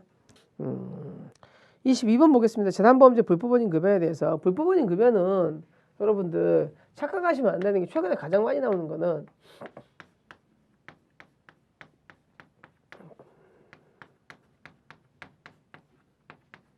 일단 재산범죄가 돼야 안 돼요. 재산범죄가 됩니다. 불법원인 급여에 재산범죄가 다 성립해요. 다 성립을 하는데 안 하는 것들이 이제 뭐야 이제 횡령죄만 안 해요. 횡령죄만. 아니 뇌물에 대해서도 사기쳐가면 사기범이고 그렇죠? 처먹으면 횡령이고 다 되지. 아니 그래서 훔쳐가면 절도고 뺑 뜯어가면 강도가 되는데 유일하게 안 되는 게 횡령이에요. 횡령은 뭐가 필요해? 적법한 위탁관계가 필요하니까. 위탁관계가 적법해야 되니까. 그래서 불법원인 급여에 해당하면 이제 원칙은 횡령이 안 된다고 봐요. 횡령이 안 된다고 봐요. 여기에 해당하는 게 이제 뇌물을 이제 배달하다가 사기하는 거. 그다음에 배임 수재 배달하다가 사기하는 거. 배달 사고들이죠. 그래서 뇌물을 갖다 주세요 했더니 중간에 후루덩 처먹어 버리는 거야. 그렇죠? 이거 저기 사장님 갖다 주세요 하고 후루덩 처먹어 버린 거야. 이게 배임 수재 이런 경우들이 있겠죠. 그렇죠? 그 다음에 이제 최근에 예외적인 경우가 문제가 되는데 횡령이 되는 경우들이 있어요. 그렇죠? 이거는 불법원인 급여에 해당하지 않기 때문이도 되지만 아예 이거 적법한 위탁관계로 보는 경우도 되게 많아요. 가장 대표적인 게 에스크로요. 그 다음에 약간 이제 범죄 수익 은닉은 이쪽이에요. 범죄 수익 은닉해 주세요라고 했더니 처먹은 거는 이제 횡령이 안 된다고 봐요. 적법한 위탁관계가 없으니까. 그 다음에 꽃동네 사건 그쵸 이제 기부금품 그쵸 이게 그러니까 의약품 취급을 대상으로, 그러니까 제가 여기 약품 하면서 이 꽃동네에 어려운 사람들 돕고 있으니까 제가 주고 싶습니다라고 하는데 이게 리베이트인지 이제 이게 증여품인지 다투어졌던 부분인데 판례는 증여물로 봤었던 사건이 있어요. 이건 이쪽으로 가야겠구나. 이 꽃동네 사건. 요것도 가끔씩 나오고요. 그 다음에 이제 성매매 여성들 두 가지죠. 그렇죠. 동업 사건은 둘이 똑같은 놈들이니까 횡령이 안 된다고 봐요. 그렇죠. 근데 이제 포주 사건, 포주가 여러분들 지금이야 지금도 있겠죠. 성매매 하는데 이제 막 겁박해가지고 이 여자들 이제 돈 뜯어먹는 새끼들이 있단 말이야. 이 돈 떼어먹은 것은 횡령죄 인정했었단 말이에요. 그래서 인정하는 판례와 부정하는 판례들이 이렇게 겹쳐 있으니까 잘 구분 두셔야겠습니다. 그래서 그렇죠. 기억번. 원한 관계에서 납치해 살해하겠다. 거짓말하고 돈을 가져갔단 말이야. 그렇죠. 이건 불법원인 급여에 해당하는 게 아니라 사기죠. 그렇죠. 그래서 사기였습니다. 그래서 사기죄에 죄를 집니다. 그렇죠. 그래서 아까 횡령죄를 제외하고는 불법원인 급여에도 불구하고 범죄 성립을 인정한다 그랬어요, 여러분들. 그다음 동업계약이지. 동업계약의 경우에는 그렇죠. 이건 횡령죄가 성립하지 않아요. 둘 다 나쁜 놈들이니까. 그렇죠. 이거 선불금 사건입니다. 이른바. 그러니까 이제 템프로라고 하는 이제 굉장히 뭐라 그래야 되나 고급 술집이라 그래야 되니 이게 고급이라고 할지는 모르겠지만 아무튼 비싼 술집들에 일하는 율락년들에 대한 부분입니다. 그러니까 얘들 이제 상대하는 애들하고 이쪽 업소하고 이제 동업하면서 얼마 주기로 했는데 그 돈 가지고 튄 거예요, 여러분들. 그래서 이거 횡령죄 성립을 인정하지 않았어요. 그렇죠? 그다음 이거 에스크로우 사건이죠. 왜 외국으로 돈을 보내는데 중간에 셀 수 있으니까 변호사한테 맡겨놓은 겁니다. 근데 변호사 갖고 튄 거예요. 그러면 당연히 횡령이지. 그렇죠? 그래서 에스크로우 자체가 그러니까 이 사람들이 돈을 번 자체는 유사 수신행위 즉 이제 다단계 같은 금융 다단계 같은 걸 돈을 벌었단 말이야. 그죠? 그래서 수익을 얻는 구조는 잘못된 거지만 에스크로우 자체는 그냥 일상적인 투자 계약에서 있는 거니까 이 돈을 변호사가 처먹은 건 뭐가 된다는 거야? 횡령이 된다는 거야. 그죠? 그다음 화대 사건 횡령죄 죄책을 지죠. 그래서 어려웠을 수 있어요, 여러분들. 그래서 여러분들 다시 한번 보시기 바랍니다. 반반이었네요. 그다음 횡령죄에 대한 설명으로 적법한 것은 주식회사 대표이사가 이게 제일 낮았나요? 오답률이 63.3%예요. 이거보다 더한 것도 있단 말이야. 그렇죠? 그러네요. 이거 한번 볼게요. 주식회사 대표이사가 적법하게 수령할 권한이 있는 보수가 압류당할 우려가 있으니까 어떻게 되겠어요, 여러분들? 임금 원목으로 보수를 수령했어요. 자기가 받을 돈이 있으니까 자기가 받은 거지. 그렇죠? 그래서 강제집행 면탈죄는 될 수 있을지언정 아니 자기 받을 돈 받았으니까 횡령은 안 되지. 그래서 횡령죄는 성립하지 않습니다. 1번이 제일 헷갈렸을 수 있겠어요, 여러분들. 다른 거에 비교해서. 그다음 2번. 그러니까 이 사람이 장사를 하는데, 그치? 장사가 안 된 거야. 그러니까 그러니까 뭐냐면 내가 화장품 회사들이 이런 경우들이 강하대요, 그렇죠? 그러니까 몇 프로 이상은 세일하지 마십시오라고 얘기하는 거야. 근데 난 장사 안 돼서 망하게 생겼어. 그러니까 어떻게 이거 떨고 나가야지. 그러니까 덤핑 세일한 거야. 그랬더니 회사가 배임입니다. 근데 이 사람 이익 봤어, 손해 봤어? 손해 봤잖아. 그렇죠? 그래서 이 사람은 배임은 안 된다는 거예요, 여러분들. 그렇죠? 그다음 보관자의 지위에 있는 공동 명의 예금 채권자가 피해자 조합원들을 제기한 소송에 조합이 있게 되는 손해에 대한 구상금 채권의 집행 확보를 위해서, 그렇죠? 피해 조합원에 대하여 예금 계좌에 초과되어 입금된 개발 부담금을 반환을 거부한 경우에는 불법 영득 의사가 인정되지 않죠. 그렇죠? 공동 명의 예금 채권자가 피해 조합원들이 제기한 소송에 의해서 조합이 있게 되는 손해에 대해서 조합이 있게 되면 나중에 이거에 대해서 구상금 메꿔야 되니까 다 가져가면 안 되잖아. 그러니까 이거 가져가면 우리 구상금 나중에 갚을 게 없어요. 그러니까 잠깐만요, 이거 막아둔 거잖아, 여러분들. 먹을 생각이 없잖아, 자기가. 그렇죠? 불법 명대가 다 인정된다 안 된다? 안 된다. 횡령죄 된다 안 된다? 안 된다고 했던 경우입니다. 3번 4번 다 익숙하지 않아서 해서 그랬던 것 같아요, 여러분들. 그렇죠? 3번. 그래서 횡령죄가 성립하지 않습니다. 3번도. 그다음 4번. 4번은 아셔야 되는 판례인데요. 그렇죠? 4번은 그래서 1번, 2번도 1번도 헷갈릴 수 있고 3번도 헷갈릴 수 있어서 여러분들이 뭐 이제 정답률이 낮았지만 4번도 반드시 알아야 되는 판례 같습니다. 그렇죠? 그래서 이제 아파트 입주자 대표회의야, 여러분들. 그렇죠? 뭐 이제 여러분 알고 있는 강남에 있는 재건축 아파트예요, 여러분들. 그렇죠? 근데 특별수선 충당금을 이제 오랫동안 쌓였겠지. 그렇죠? 진달래 개다리 거 있잖아요, 여러분들. 서초 역삼동에. 그렇죠? 이 아파트들이 오랫동안 돈이 쌓여있단 말이야. 그렇죠? 그래서 구조진단 견적비, 손해배상 청구 소송, 그죠? 이걸 가지고 선임료로 사용했어요, 여러분들. 그죠? 그래서 특별수산 충당금의 용도 사용에 관리규약에 의해서만 제한되고 있지만 구분사유들, 그다음에 입주자들이 그거 그쵸? 우리 이거 수산충당비 이렇게 써야 되는 거 알지만, 그렇지?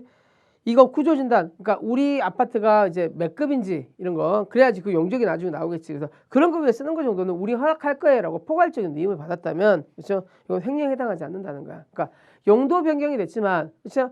입주민들의 동의가 있었고, 그렇죠? 그다음 특별수선 충당금. 그러니까 이 사람은 이제 특별수상할 게 없잖아요, 여러분들. 이제 재건축 들어갈 건데 그러면 이 특별수상할 것보다 뭐 하겠어요? 이거 가지고 이제 얼마나 우리가, 그렇죠? 재건축을 하는데 저 영접을 받을 수 있는지 이런 거 알아보는 게 훨씬 더 중요할 거 아니야. 그렇죠? 그래서 이거는 처먹은 게 아니라는 거, 업무상 횡령죄에 해당하지 않다는 거예요, 여러분들. 그렇습니다. 그다음 24번입니다. 24번은 용어 때문에 많이 틀리셨던 것 같은데요. 1번 재산상의 손해를 야기시키는 배임 행위가 손실을 보상할 만한 이익을 준 경우에, 그렇죠? 계약 배신 행위라는 것 자체가 계약이 될 수 있어요, 여러분들. 그러니까 회사 대표이사가 계약을 체결해서 회사에 손해가 되면 배임이지. 근데 이 계약이 이익도 있지만 반대금도 쏠쏠해. 그렇죠? 그럼 재산상의 손해가 있다고 할 수 없죠. 그러니까 이 회사가 공평한 기회를 줘야 되는데 특정인한테 이 계약을 몰아줬는데 회사가 이득을 봤단 말이야. 그러면 배임은 아니지. 회사가 이익 봤는데. 그치? 그다음 부동산 매매에 있어서 매도인이 매수인에게 소유권 이득기를 맞춰주기 전에 제3자에게 금원을 차용하고 근저당을 설정해줬어. 이건 부동산 이중매매지 이중근저당이 아닙니다. 이중근저당은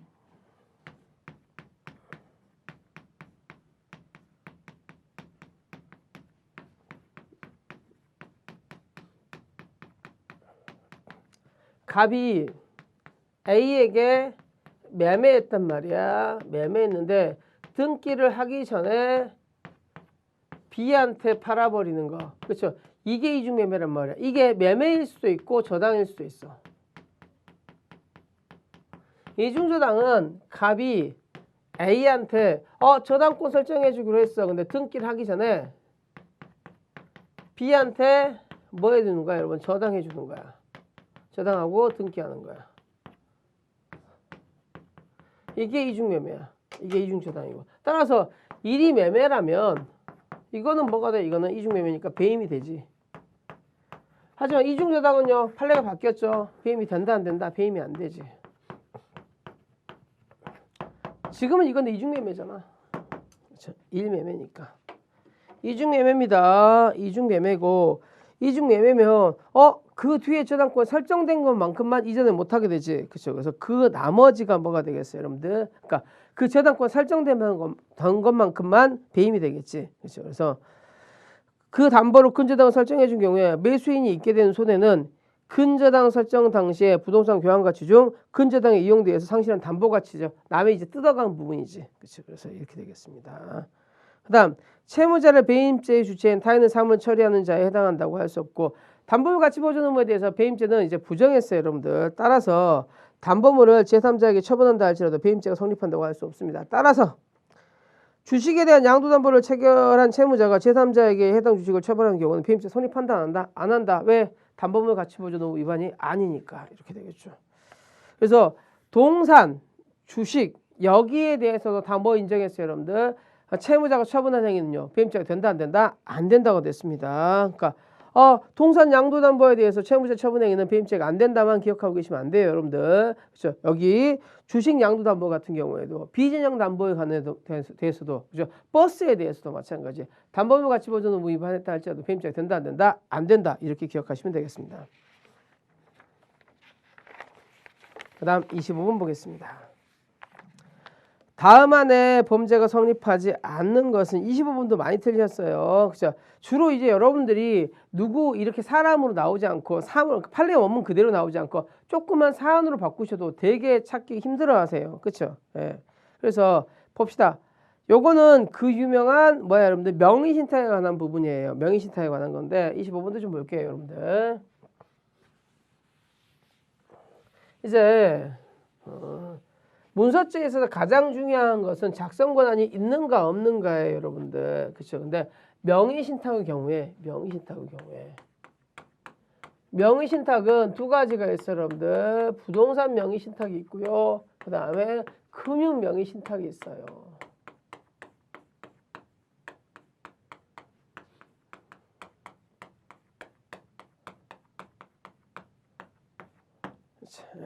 예금 명의신탁 같은 게 그러니까 금융실명주법 위반으로 과태료를 받지만 이거 자체가 횡령죄가 안 되는 건 아닙니다. 그렇죠? 요거에 대해서 이제 나중에 문서죄에 관한 부분이죠. 그러면 원칙적으로는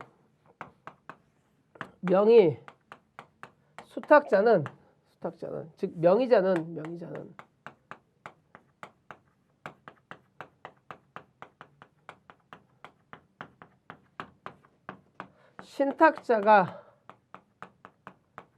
신탁자의 명의 사용을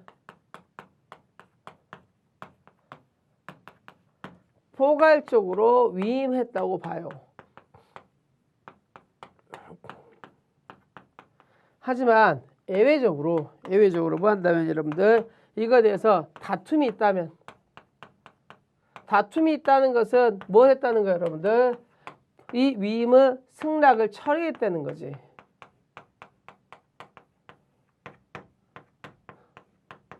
이때는 작성 권한이 없어진다라고 봅니다. 아무런 대가 없이 예를 들어서 여러분 부모님이 여러분한테 뭐 한다고 이제 아파트 같은 걸 주고 이제 그러면 여러분이 뭐가 돼? 명의 수탁자가 되고 이런 부모님 명의 신탁자가 되겠지. 그렇죠? 예. 그다음에 여러분 부모님이 여러분 앞으로 예금 명의 신탁을 해야 한단 말이야. 그렇죠? 그러면 여러분이 명의 수탁자가 되고 부모님이 명의 신탁자가 되겠지. 그러면 이런 부모님이 여러분한테 예금을 맡겼다고 생각을 해봅시다. 그럼 누가 이것도 예금을 찾겠어요? 여러분이 찾겠어요? 그럼 엄마한테 죽지. 그렇죠? 여러분 부모님이 찾을 거 아니야. 그렇죠? 그러면 명의 신탁자가 아마 이 예금을 찾을 거란 말이야. 근데 여러분 도장 가서 찾겠지. 그렇죠? 그래서 이런 경우는 일반적인 경우에는 명의 수탁자가 명의 신탁자에 대해서 뭐 한다는가? 이 명의를 사용할 권한을 포괄적으로 위임으로 했다고 보는 거야. 하지만 이 사람이 아니에요, 이거 될 거예요 라고 했을 때는 뭐야? 이때는 이 승낙을 철회한 것으로 보는 거야, 여러분들. 마찬가지야. 자기는 증여받은 것이 명의신탁받은 것이 아니라고 주장합니다. 즉 승낙을 철회한 거죠. 그럼 작성 권한이 있어 없어? 없지. 그렇죠. 그러니까 이 사람이 이 사람 명의를 계속 쓰는 것은 사무소 유죄점이 동행사죄가 될 거라는 거야. 그치? 그 다음에 2번 유효기간을 보충기자여 반입 실수요자에게 교부할 권한 위임되어 있는 경우에 검사원이 적법한 도출 신청과 실수요자 확인 없이 그렇죠? 허위 반출증을 하는 것은 이거는 뭘로 봐요, 여러분들? 위임의 취지에 반한 걸로 봤어요. 그렇죠? 그래서 공문서 위조죄로 봤습니다. 그다음 3번 식당의 주부식 구입 업무를 담당하는 공무원입니다. 학교 급식에 관한 부분이었죠, 여러분들. 이때 이 공무원이 주부식 구입 요구서 과장 결제하는 데 권한 없이 자신을 설명을 했어요, 여러분들. 그러면 자기도 없는데 자격도 없는데 그 자격을 모용한 게 되겠지. 자격 모용 공문서 작성죄가 되겠네요. 그렇죠? 이름은 자기 이름을 썼으니까 작성 권한 없는 사람이 명의 사칭은 하진 않았지만 그렇죠? 자격 사칭이 했으니까 자격 모양이 되겠죠. 그렇죠?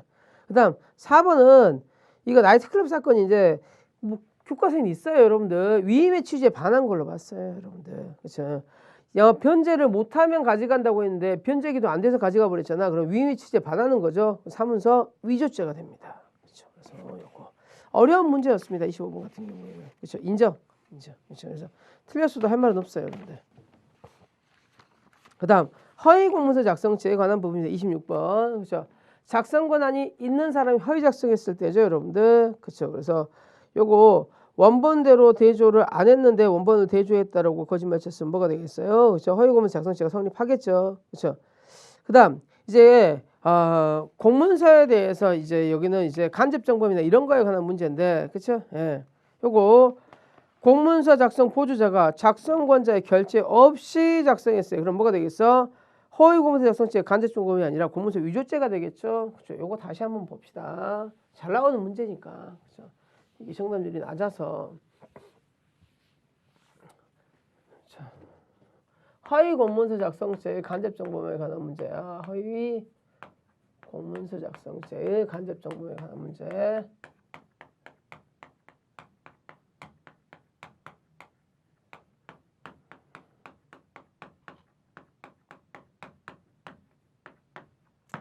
그래서 만약에 사인이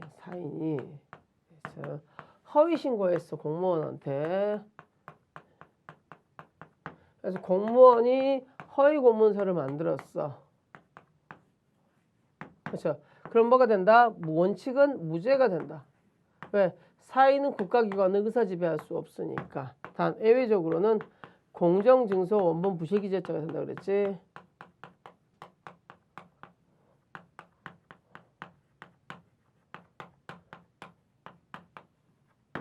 그렇죠. 자, 이제 보조 공무원이 공무원에게 허위 신고해서 허위 공문서를 만들었어. 그렇죠. 그럼 뭐가 된다 그랬어? 허위 공문서 작성죄의 간접 정범이 된다 그랬어. 작성 권한이 있는. 그다음 하지만 보조공무원이 허위 신고하지 않고 그냥 스스로 만들어 버렸어. 그럼 보조공무원 작성 권한이 없지? 그쵸? 그럼 뭐가 됐어? 공문서 위조죄가 된다 그랬지. 이 정도로 하나 더 있긴 한데 그쵸? 그거는 판례 보면서 하겠습니다. 그 다음 그쵸? 그래서 허위 공문서 작성죄 간접정범이 성립할 수 없어요. 뭐가 되는 거냐? 공문서 위조죄가 되는 거지. 그치? 누굴 도구로 삼지 않았잖아요, 여러분들. 그치? 허위 공문서 작성의 문서는 명의인이 명시된 경우뿐만 아니라 외관에 있으면 누구인지 몰라도 할 수 있어요. 그렇죠. 그다음 공무원이 아닌 자가 공무원을 기망하여 허위 내용의 증명서를 작성케 하였더라도 허위 공문서 작성시 성립하지 않는 게 원칙이라고 그랬어. 원칙은 뭐가 된다고? 무죄가 된다고. 왜? 개인은 국가기관을 의사지배할 수 없기 때문에. 그렇죠. 그렇습니다. 27번 보겠습니다. 그렇죠. 1번이 잘 익숙하지 않았던 것 같아요. 기억이. 그렇죠. 이 초등학교 졸업했는데 중학교 중퇴 이하의 학력자라는 허위 내용의 인후부정서. 그러니까 뭐냐면 초등학교를 졸업했는데 글씨를 모르는 사람이 꽤 있어요. 여러분들. 그런 사람은 어떻게 보겠어? 운전면허 보는데 그냥 구술 시험으로 봤으면 좋겠다라고 생각하겠지. 그렇죠? 그래서 이 사람이 거짓말 쳤다 할지라도 공무를 방해한 적이 없죠.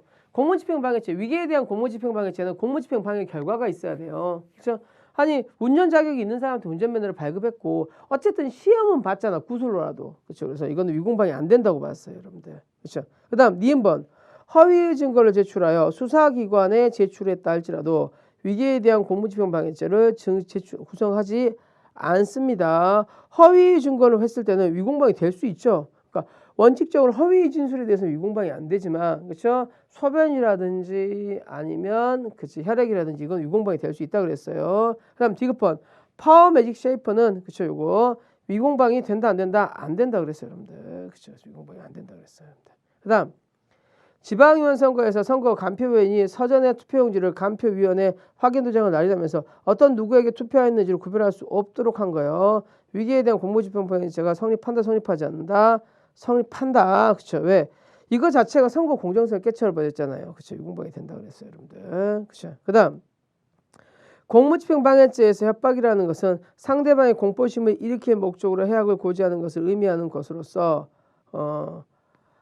뭐 여러 가지를 살펴보겠죠. 하지만 협박의 경미에 상대방이 전혀 개의치 않을 정도면 협박이 안 되겠지. 일반인이 오인할 수 있을, 쪼을 수 있을 정도는 돼야 돼. 그렇죠? 그래서 미음은 X가 되겠고요. 그렇죠? 적법한 공무집행에 해당하려면 추상적 직무관한, 구체적 직무관한, 그다음에 적법 절차도 있어야 되는 거죠. 그렇죠? 그래서 합리적으로 봐야겠죠. 그래서 이렇게까지 기억 빼놓고는 특별히 어려운 지문이 없었다고 생각하는데 많이 틀렸어요, 여러분들. 그렇죠? 알겠습니다. 그다음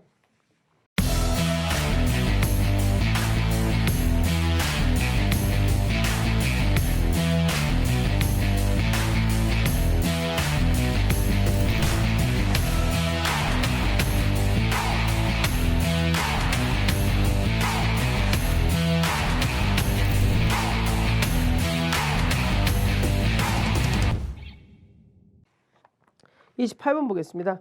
다음 설명 중 옳은 것을 골라봅시다. 피고인이 변호사인 피해자로 하여금 징계처분을 받게 할 목적으로 서울지법 변호사협회에 수취인으로 하는 진정서를 제출했어요. 무고죄가 성립한다. 그렇죠? 왜냐하면 이제 공징계, 변호사 징계도 포함이에요. 그렇죠? 그래서 무고죄가 성립해요. 기억번호 5. 그렇죠? 니은번 범인이 자신을 위하여 타인을 하고 허위 자백을 하여 범인 도피를 한 경우에는 그렇죠? 범인 도피의 교사 범위 성립합니다. 그렇죠? 단 친족을 동원한 거는 엄마한테 위장자수 시키면 범인 도피죄의 교사 범위 되겠어 안 되겠어? 되겠죠. 더 나쁜 새끼지. 그렇죠? 그래서 친족을 대상으로 한 경우에도 그 친족은 비난 가능성이 없어 처벌되지 않지만 그 엄마는 처벌되지 않지만 그렇죠? 아들이 엄마를 위장자수 시켰어. 그럼 이 아들은 완전 나쁜 새끼죠. 그렇죠? 그럼 뭐가 될 수 있어요, 여러분들? 범인 도피죄의 교사 범위 될 수 있는 거죠. 그렇죠? 그래서 님번 그렇죠? 위장자수 넣어놓고 생각하시면 되겠어요. 자기가 누군가를 시켜서 자기 대신 위장자수를 시킨 새끼야. 그렇죠? 그럼 뭐야? 범인 도피죄 교사 범위 당연히 되겠지. 나쁜 놈이니까. 그렇죠? 자기 방어권 남용이 되니까. 근데 애가 누구를 시킨 거야? 엄마를 시킨 거야, 엄마를. 그렇죠? 이 엄마는 자식을 위한 사람이니까 비난 가능성이 없어 무죄가 되겠지만, 그렇죠? 누구는 엄마를 대타시키는 이 나쁜 새끼는 뭐야? 위장자수의 범인 도피의 교사범으로 이제 처벌되겠죠. 그렇게 될 겁니다. 디귿 보겠습니다. 토지거래 허가구역 내 토지에 대해서 그렇죠? 매매 계약을 체결하고도 그렇죠? 처음부터 토지거래 허가를 잠탈할 목적으로 증여로 얘기했단 말이야. 그렇죠? 그럼 뭐야? 확정 정보죠. 무효인 걸 유효인 것처럼 했으니까 뭐가 되겠어? 공정수사 업무 부식일지 해당하겠지. 그렇습니다. 무고죄입니다. 무고죄는 국가적 사회적 법익이죠. 그렇죠? 그래서 승낙했다 할지라도 승낙 무고도 당연히 처벌되는 겁니다. 국가적 사회적 법익에 대해서 개인이 승낙할 수는 없어요. 그렇죠? 그래서 피무고자의 교사 하에 그렇죠? 허위 사실을 신고한 경우라도 무고죄 교사보험 지책을 집니다. 단 피무고자와 그렇죠? 피무고자와 같이했다면 피무고자가 한 것과 동일하니까 자기 무고죄가 돼서 그때는 무고죄 교사보험이 무고죄 공동조범이 안 된다 그랬지. 그렇죠? 이렇게 될 거예요, 여러분들.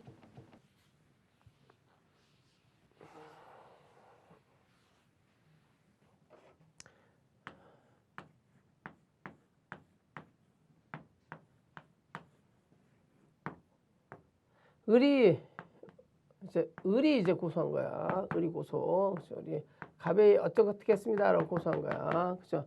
그러면 을이 주도했다면 어떻게 되겠어? 이거는 여기 타인 교사가 되지. 타인 무고가 되겠지. 이걸 교사했으니까 어떻게 되겠어? 갑은 무고죄의 교사범이 될 수 있지만 갑과 을이 뭐 했다면? 공모했다면. 그렇죠? 결국은 누가 고소한 거야?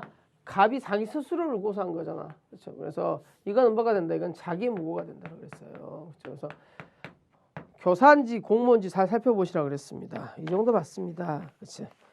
29번 보겠습니다. 다음 수사권 조정에 관한 사건 중 옳지 않는 것은 29번. 그죠? 이제 28번도 이 정도 틀렸을 거라고 생각했어요. 29번. 수사권 조정에 대해서는 이 문제는 좀 익숙해지신 것 같아요, 여러분들. 그죠? 검사가 사법경찰관의 영장을 정당한 이유 없이 판사가 청구하지 않을 때는 뭐 할 수 있어요? 사경은 고검에 대해서 영장심의위원회에 대해서 재심의를 요청할 수 있죠. 맞고요. 그 다음 2번. 사경은 수사 종결권이 있어요. 불송치 할 수 있어요, 여러분들. 그죠? 예. 불송치 결정 시에는 관계서류 증거물 지체 없이 검사에게 송부해야 되죠. 그럼 검사가 며칠 동안 90일 동안 뭐 해서 숙고한다 그랬지. 그래서 재수에 요구할 수 있다고 그랬어요, 여러분들. 그죠? 그다음 우리 사법경찰관은 피의자 신문할 때 그죠? 검사에게 구제 신청권 고지해야 되는 거죠, 이제. 그죠? 예. 그다음 공수처는 경무관 이상의 경찰도 포함됩니다. 그죠? 되겠습니다. 30번. 여러분 이제 전문 증거, 전문 법칙에 대해서 312조 1항과 312조 2항, 312조 3항, 그러니까 312조 1항이 성립의 진정에서 내용 인정으로 바뀌고요. 312조 2항이 폐지됐어요. 즉 피의자 신문조서가 증거로 제출될 가능성은 거의 제로에 가깝습니다. 이제 그래서 피신조서에 관한 것들이 증거가 나올 가능성이 많이 있지는 않아요. 그러면 뭐가 제일 많이 나올 것이냐? 그렇죠? 이거는 본래의 증거인지 전문 증거인지를 물어볼 것이 나올 거야. 오케이? 그렇죠? 그래서 진술 자체, 그렇죠? 서면 자체가 범죄라면, 그러니까 협박 문자 메시지면 협박 문자 메시지 자체가 범죄잖아. 이게 범죄에 관한 진술이 아니잖아. 사기 계약서면 이 계약서 자체가 사기잖아. 오케이? 그렇죠? 그러면 이거는 범죄에 관한 진술이야. 범죄 그 자체야. 범죄 그 자체지. 여러분 사랑한다 이게 그렇죠? 진짜로 사랑하면은 범죄가 아니지만 사랑하지 않는 사람이 사랑한다 문자 메시지를 보내는 건 뭐야? 그냥 스토킹이고 정보통신망법 위반이잖아. 그렇죠? 그러면 이 문자 메시지 자체가 뭐라는 거야? 범죄라는 거예요, 여러분들. 그렇죠? 이게 계속해서 뭐 한 거야? 죽여버리겠다고 해서 문자 메시지를 보내는 거지. 그렇죠? 여기 봅시다. 검사가 유죄로 증거로 된 문자 정보가 있는 휴대전화기는 그렇죠, 여러분들. 그렇죠? 전문법칙이 적용되지 않겠죠. 왜? 그 문자 메시지 자체가 뭐야? 협박이지. 그 다음 A가 문자 정보가 저장된 휴대전화기를 법정에 증거로 제출했단 말이야. 근데 이게 자꾸 패턴이 닫히니까 뭘 할 수 있어? 사본을 제출할 수도 있겠지. 그렇죠? 그 다음 문자 메시지를 전송한 문자 정보를 A 친구 B가 문자 메시지에 대해서 법정에서 증언했단 말이야. 이 사람은 뭐 하는 거야? 협박받은 내용을 증언하고 있는 거잖아. 나 협박받은 거 봤어요 라고 증언하고 있는 거잖아. 이 사람은 뭐야? 목격자죠. 목격자. 그렇죠. 그래서 전문 증거에 해당하지 않게 되는 겁니다. 그렇죠. 그래서 답은 3번이 되겠습니다. 그렇죠. 네. 비상상고인데 한번 끼워 넣어본 거예요, 여러분들. 그렇죠. 그다음 31번도 마찬가지야. 31번이 오답률이 왜 이렇게 높니? 체포구속 적부심이야. 체포구속 적부심은 발부한 법관 원칙적으로 재판에 관여할 수 없어요. 단 이 사람밖에 없다면 예외적으로 이 사람이 관여할 수도 있죠. 그렇죠. 그다음 구속 적부심은 몇 조에 의해서 315조 3호에 의해서 증거 능력이 인정됩니다. 그렇죠? 적부심은요 48시간 이내에 증거 조사를 끝나지만 증거 조사 끝난 다음에 24시간 이내에 결정하도록 되어 있어요. 그다음 체포 구속 적부심 결정에 대해서는 불복할 수 없지만 그렇죠? 피해자 보석에 대해서 뭐 할 수 있다 그래서 불복할 수 있다 그랬지. 그렇죠? 그래서 답은 4번으로 쉽게 찾을 수 있을 거라고 생각했는데 쉽지는 않았던 것 같아요. 그렇죠? 그다음 32번과 33번은 문장 자체가 길면서 짜증이 확 나죠. 미안해요. 그쵸? 알고 있었어요, 여러분들. 불신관문에 관한 겁니다. 그렇죠? 기억번 불신관문에 대해서는 혐의자의 걸 요하진 않아요. 기억은 이제 확실히 알고 계시고요. 그다음 니은도 확실히 알겠죠? 불신검문 하게 되는데 상대방이 내가 왜 불신검문 하는지를 충분히 알고 있어요. 그렇죠? 그러면 신분증을 제시하지 않았다 할지라도 뭐는 아니다? 위법은 아니다 라는 거예요, 여러분들. 그렇죠? 그래서 니은이 X인 것도 아실 거고. 디귿 뭐 할 수 있어요 여러분들? 경직법이 필요한 부분에서 정제할 수 있죠. 그렇죠. 그 다음에 흉기소지 여부도 조사할 수 있어요. 4번도 할 거고. 그 다음 5번 인삭제가 비싼 사람은 그렇죠. 재차 막는 것까지인 거는 뭐가 된다고 그랬어요 여러분들? 위협력의 행사에 지나지 않으니까 이거는 허용할 수 있다고 말씀을 드렸습니다. 그 다음 미인문 판례는 잘 기억해 두시라고 말씀드렸잖아요. 이 판례 몇 번 나옵니다. 그렇죠. 마약을 하고 있는 친구가 이제 잡혀왔단 말이야. 봐보세요 여러분들. 정신상태, 신체 부사 바늘, 알코올성 휴대, 전과 등을 보니까 마약 혐의가 상당하다고 생각했지. 그러면 이 사람은 수사야 보호관찰이야? 아니 수사야 보안처분이야? 이 사람은 수사지 보안경찰 활동이 아니란 말이야. 그쵸? 그럼 뭐 해야겠어? 경직법이야 형소법이야? 형소법이죠. 그렇죠? 그래서 경직법이 아닌 형소법의 의무동의에 따라야 된다는가. 이 사람 거수자 아니잖아. 이 사람 혐의자잖아. 그러니까 형소법의 의무동의에 따라야 되고 따라서 이 사람은 6시간의 제한을 받는다 안 받는다? 안 받는다는 거예요 여러분들. 그렇죠? 그것도 기억을 해 두셔야 되고 그렇죠? 그것도 기억을 해 두셔야겠습니다. 그래서 어떤 사안이었냐면 그러니까 뭐냐면 우리가 불신검문의 의무동행과 경직법의 의무동행 아니 수사상 의무동행이 전혀 다르게 본단 말이야. 의무동행이 여러 가지가 있어요 여러분들.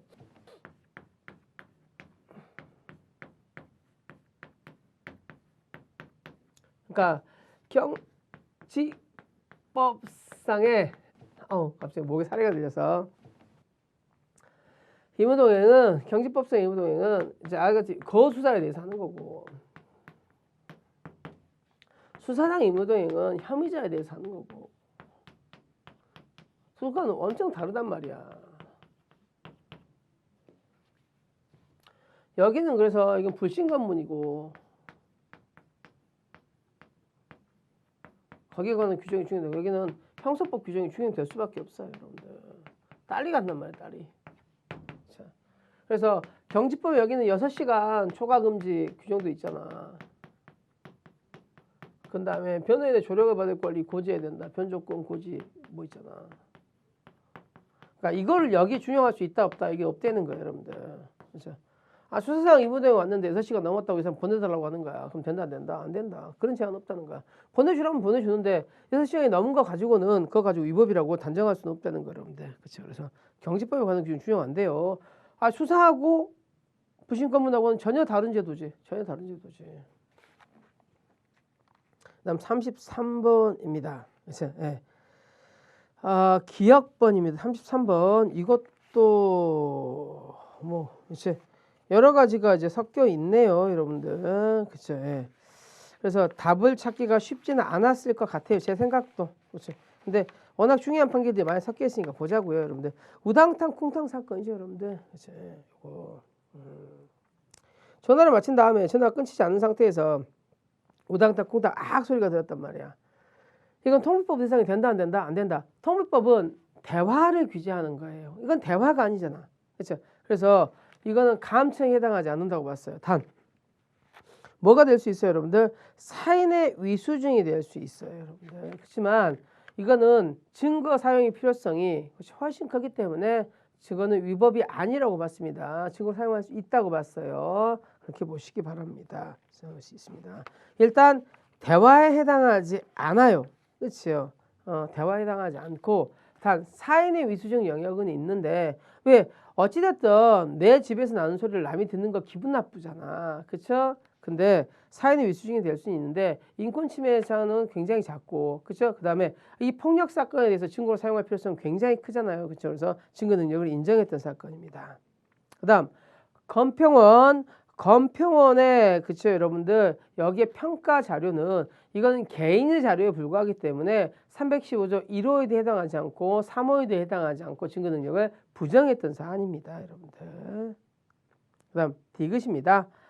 강간죄에서 공소 사실을 인정하는 사실상 피해자의 진술이 유일해요. 그러니까 이 강간이 있었는데 피해자의 진술이 유일해. 피해자가 저 사람한테 강간 당했습니다라고 얘기한단 말이야. 근데 다른 증거가 없는 상태에서 피고인의 진술이 되게 오락가락해.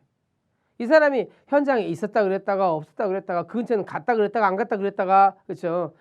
거기서 담배꽁초가 나오니까 아니 그거는 내 담배꽁초가 아니라 그랬다가 막 말이 오간단 말이야. 피고인의 진술이 신빙성이 떨어진단 말이야. 이해됐지? 그러면 요게 뭐가 될 수는 있어요, 여러분들? 간접 정황 증거가 될 수는 있어요. 이건 기출문제 지금 나온 문장입니다. 그래서 요거까지는 기억을 합시다. 이해됐지? 피해자 진술이 유일해. 그럼 피해자 진술밖에 없는데 피고인 진술이 나왔는데 피고인 진술이 문제가 뭐냐면 왔다 갔다 해. 이 말 자체가 믿을 수가 없는데 피고인 진술이 일관성이 너무 없단 말이야. 그럼 뭐야? 이거 이상한데? 라고 생각하는 간접 정황 증거는 쓰일 수 있다는 거야. 그렇죠? 그러니까 뭐 피해자 진술이 더 신빙성이 있어지겠지. 그다음 피고인의 변소가 불합리하여 거짓말 같다고 해서 그것 때문에 피고인에게 불리하다고 할 수 없다. 범죄 사실 증명은 합리적인 의심이 없을 정도로 고도의 개연성을 인정할 수 있는 심증을 갖고 해야 되고 이런 정도의 심증을 형성한다는 증거가 없다면 주로 피고인에게 유죄 의심이 간다고 해서 피고인 이익으로 판단해야 된다. 그렇죠? 무죄 추정 원칙에 따라서. 그렇죠? 그러니까 피고인이 변소, 자 여기에 대해서 변소가 그 변소가 아니에요, 여러분들. 그렇죠? 여기에 대해서 다 반대 소를 제기하는 거야. 변론의 요지가 못 믿겠어, 그렇죠? 막 타당성이 없어, 거짓말 같아. 변론의 요지라고 생각하시면 되겠어요. 그러니까 이게 신빙성을 떨어뜨리는 피고인에게 불리하게 할 수 있어. 근데 그것만 가지고는 확신이 없어. 그러면 유죄라고 볼 수 있다 없다? 아직은 없다라는 거야. 무죄 추정 원칙이 적용된다는 거야. 그렇지? 애매한 문장이긴 해요. 그렇죠? 근데 리일이 들어가는 게 거의 없잖아. 그렇죠? 나머지에서 보시면 돼. 그다음 미음은 많이 나왔지. 그렇지? 성폭행 피해를 받았다는 사안 신고 사실에 대해서 불기소 처분 때문에 무죄 판결이 떨어졌어요. 근데 성폭행이 사실은 입증하기 되게 힘든 경우들이 되게 많아요. 왜냐하면 성폭력을 당하고 바로 고소하는 경우 옛날엔 진짜 없었고, 그렇죠? 그러다 보면 DNA라든지 성행위 자체에 대한 입증이 있어야 되는데 그걸 입증 못하는 경우가 되게 많고, 그 다음에 뭐 이제 군대나 최근에 있었던, 그죠? 혹은 상하관계 있는 기관이나 위계 위력에 대한 기관 같은 경우에는 누가 약한 사람 편을 들어주겠어? 다 숨지, 그죠? 그래서 무죄가 나온다 할지라도 허위라고 무고로 단정해서는 안 된다는 거예요, 여러분들. 그렇죠? 입증은 못했을 뿐이지. 그다음 전자우편 압수수색하는데 급속을 요하는 경우 예외가 있죠. 참여의 기회에 대한 예외가 있어요, 여러분들. 생략했다 할지라도 이 부분 아니야. 34번입니다. 피해자 신문에 관한 설명 중 가장 적절하지 않는 것은, 그죠? 이제 34번 1번 검경 수사권 조정에 관한 특칙에 의해서, 그죠? 준칙에 의해서 뭐 할 수 있어요, 여러분들? 진술이 기재된 부분은 얼마든지 복사를 요구할 수 있어요. 그렇죠? 그다음 2번 이거 몇 번 말씀드렸잖아요, 여러분들. 그렇죠? 신뢰관계인이 필요적 동석인 경우에는 누구인 경우에 피해자가 심신미약자이거나 13세 미만이어야 된단 말이야. 근데 여기는 피의자잖아. 피해자는 다 뭐야, 여러분들? 의무적 동석이라고 했잖아요, 여러분들. 그렇죠? 그래서 이건 기출문제예요, 여러분들. 제가 만든 문제도 아니고 기출지문은 그대로 가져온 건데 오히려 많이 틀려서 깜짝 놀랐어요, 여러분들. 나머지 부분들이야 여러분들 다 아실 거고. 그다음에 2인 있으면 한 명을 지정해야 되죠. 지정이 없으면 수사기관 한 명 지정할 수 있어요, 여러분들. 그쵸? 그다음에 수사 과정 기록들은 편찬하고 기록하고 편찬해야 되죠, 여러분들. 그렇습니다. 35번입니다. 그렇죠? 그래서 34번이 오답률이 많은 것은 좀 의외였어요. 그렇죠? 35번, 그렇죠? 고소권을 포기할 수 없죠. 그렇죠? 그래서 포기 약정이 있더라도 고소 기간 내면 다시 고소할 수 있게 되는 거고 따라서, 그렇죠? 그다음 니은번 주거발 사건은 고소 불가분 원칙이 적용되죠. 객관적 불가분 원칙은 언제나 적용된다 그랬어요. 주관적 불가분 원칙은 규정이 있는 친고죄만 적용이 되지만 객관적 불가분 원칙은 늘 적용된다 그랬죠. 그렇습니다. 저작권법 위반의 경우에는 주관적 불가분 원칙이 적용되겠죠. 그렇죠. 그래서 행위자에 대한 고소가 있다면 양벌 규정에 처벌받는 자에 대해서 별도 고소가 불필요한 거죠. 그렇죠. 그래서 양벌 규정에 대해서 우리 판례는 뭘로 봅니까? 양벌 규정에 있어 피용자와 사용자에 대해서 고의 공범과 같이 취급을 한다 그랬어요. 그렇죠? 양벌 규정입니다. 양벌 규정만 잠깐 설명해 볼까요?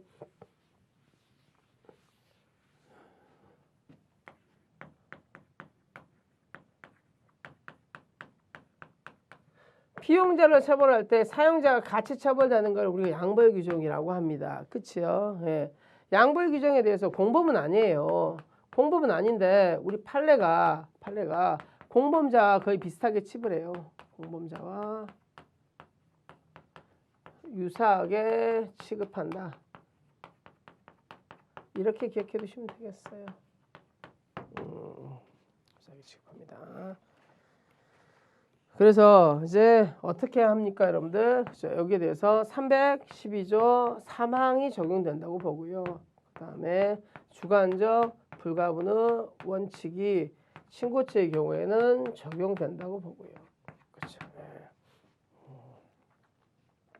그다음 조세범에 대해서 고소 고발 불가분의 원칙이 적용되지 않지요. 그렇죠. 그래서 양벌 규정에 대한 법인에 대한 고발은 행위자인 자연에게 미치지 않지요. 그렇죠. 그래서 요거 그렇죠.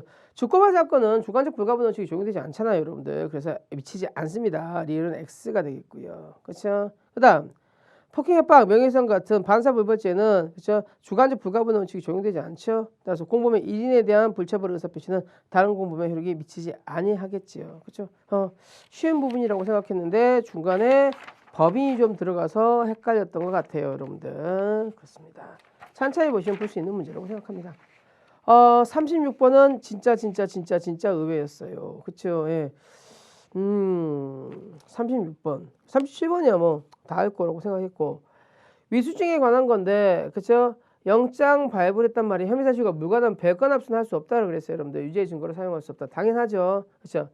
진술거부권과 진술거부권의 고지는 다르다고 말씀을 드렸습니다. 진술거부권의 고지는 모든 사람한테 하는 게 아니라 법에 규정이 있는 경우만 되죠. 따라서 누구한테 한다? 피의자. 단 피의자는 어떻게 보면 실질적으로 범죄 혐의를 인정하고 수사 개시한 사람한테 한다 그랬지, 여러분들. 따라서 피의자 지위에 있지 않은 참고인에 대해서는 진술거부권 고지하지 않았다 할지라도 위수증은 아니라는 거예요, 여러분들. 그렇죠? 그다음 3번은 진술 유도조서죠. 여기서 잘 나옵니다. 무죄 판결이 선고됐어요. 그렇죠? 근데 검사가 상소했어요. 그렇죠? 그래서 검사가 여기서 꼭 받아야겠다라고 생각하고 검사가 미리 증언하기 전에 미리 뭐 하는 거야? 조서를 받는 거야. 그럼 되겠어, 안 되겠어? 당연히 안 되겠지. 그렇죠? 요거는 증거 동의를 인정하지 않는 한 증거 능력 인정할 수 있다 없다? 없다라고 몇 번 말씀을 드렸던 부분입니다. 그렇죠? 그래서 요거는 기출 문제로 나왔으니까 요걸 틀렸으면 조심을 좀 합시다. 그렇죠? 뭐 이거 말고 어디로 갔을지가 애매한데 답이 3번이 거의 확실한데. 그렇죠? 오답률이 이렇게 높은 이유를 좀 궁금하긴 하네요. 어디로 갔을까? 안 됐을 때. 그렇죠? 그렇죠? 별건 압수는 안 되지만 그러나 목적이 된 범죄나 관련된 범죄에 대해서 압수수색에 대해 증거를 사용할 수 있다. 이 부분에 틀렸어요. 그래서 나중에 한번 보겠지만 별건 압수는 안 되지만 그렇죠? 그 기본적 사실관계의 동일성과 관련성이 있다면 그렇죠? 관련 사건에 대해서는 압수수색을 할 수 있습니다. 그 부분에 대해서 최근에 많이 논의가 되고 있는데 그렇죠? 그 부분은 조금 문제를 못 낸 게 아쉽긴 해요, 여러분들. 그렇죠? 37번에 뭐는 내가 제가 설명 안 해도 되겠죠, 여러분들. 다 아는 거니까. 정답률이 높습니다. 그렇죠?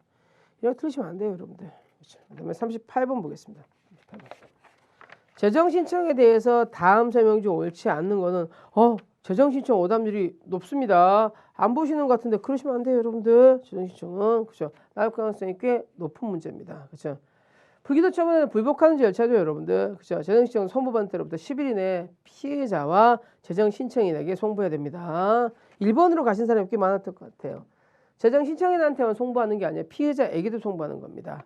재정 신청 사건의 10년 특별한 사정이 없는 한 비공개합니다. 아직 수사 절차이기 때문에. 그렇죠? 답은 2번이었습니다. 그렇죠? 예.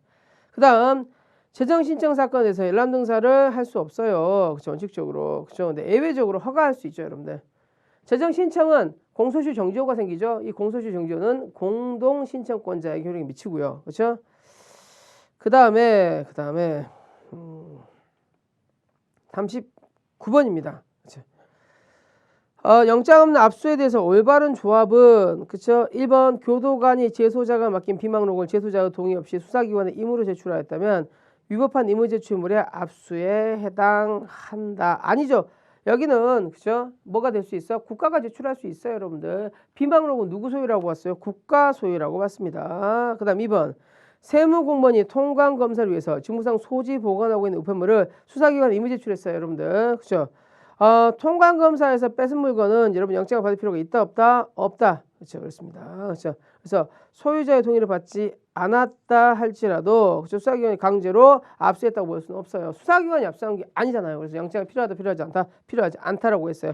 표현이 달라서 헷갈릴 수 있습니다. 디귿번 쇠파이프 그렇죠.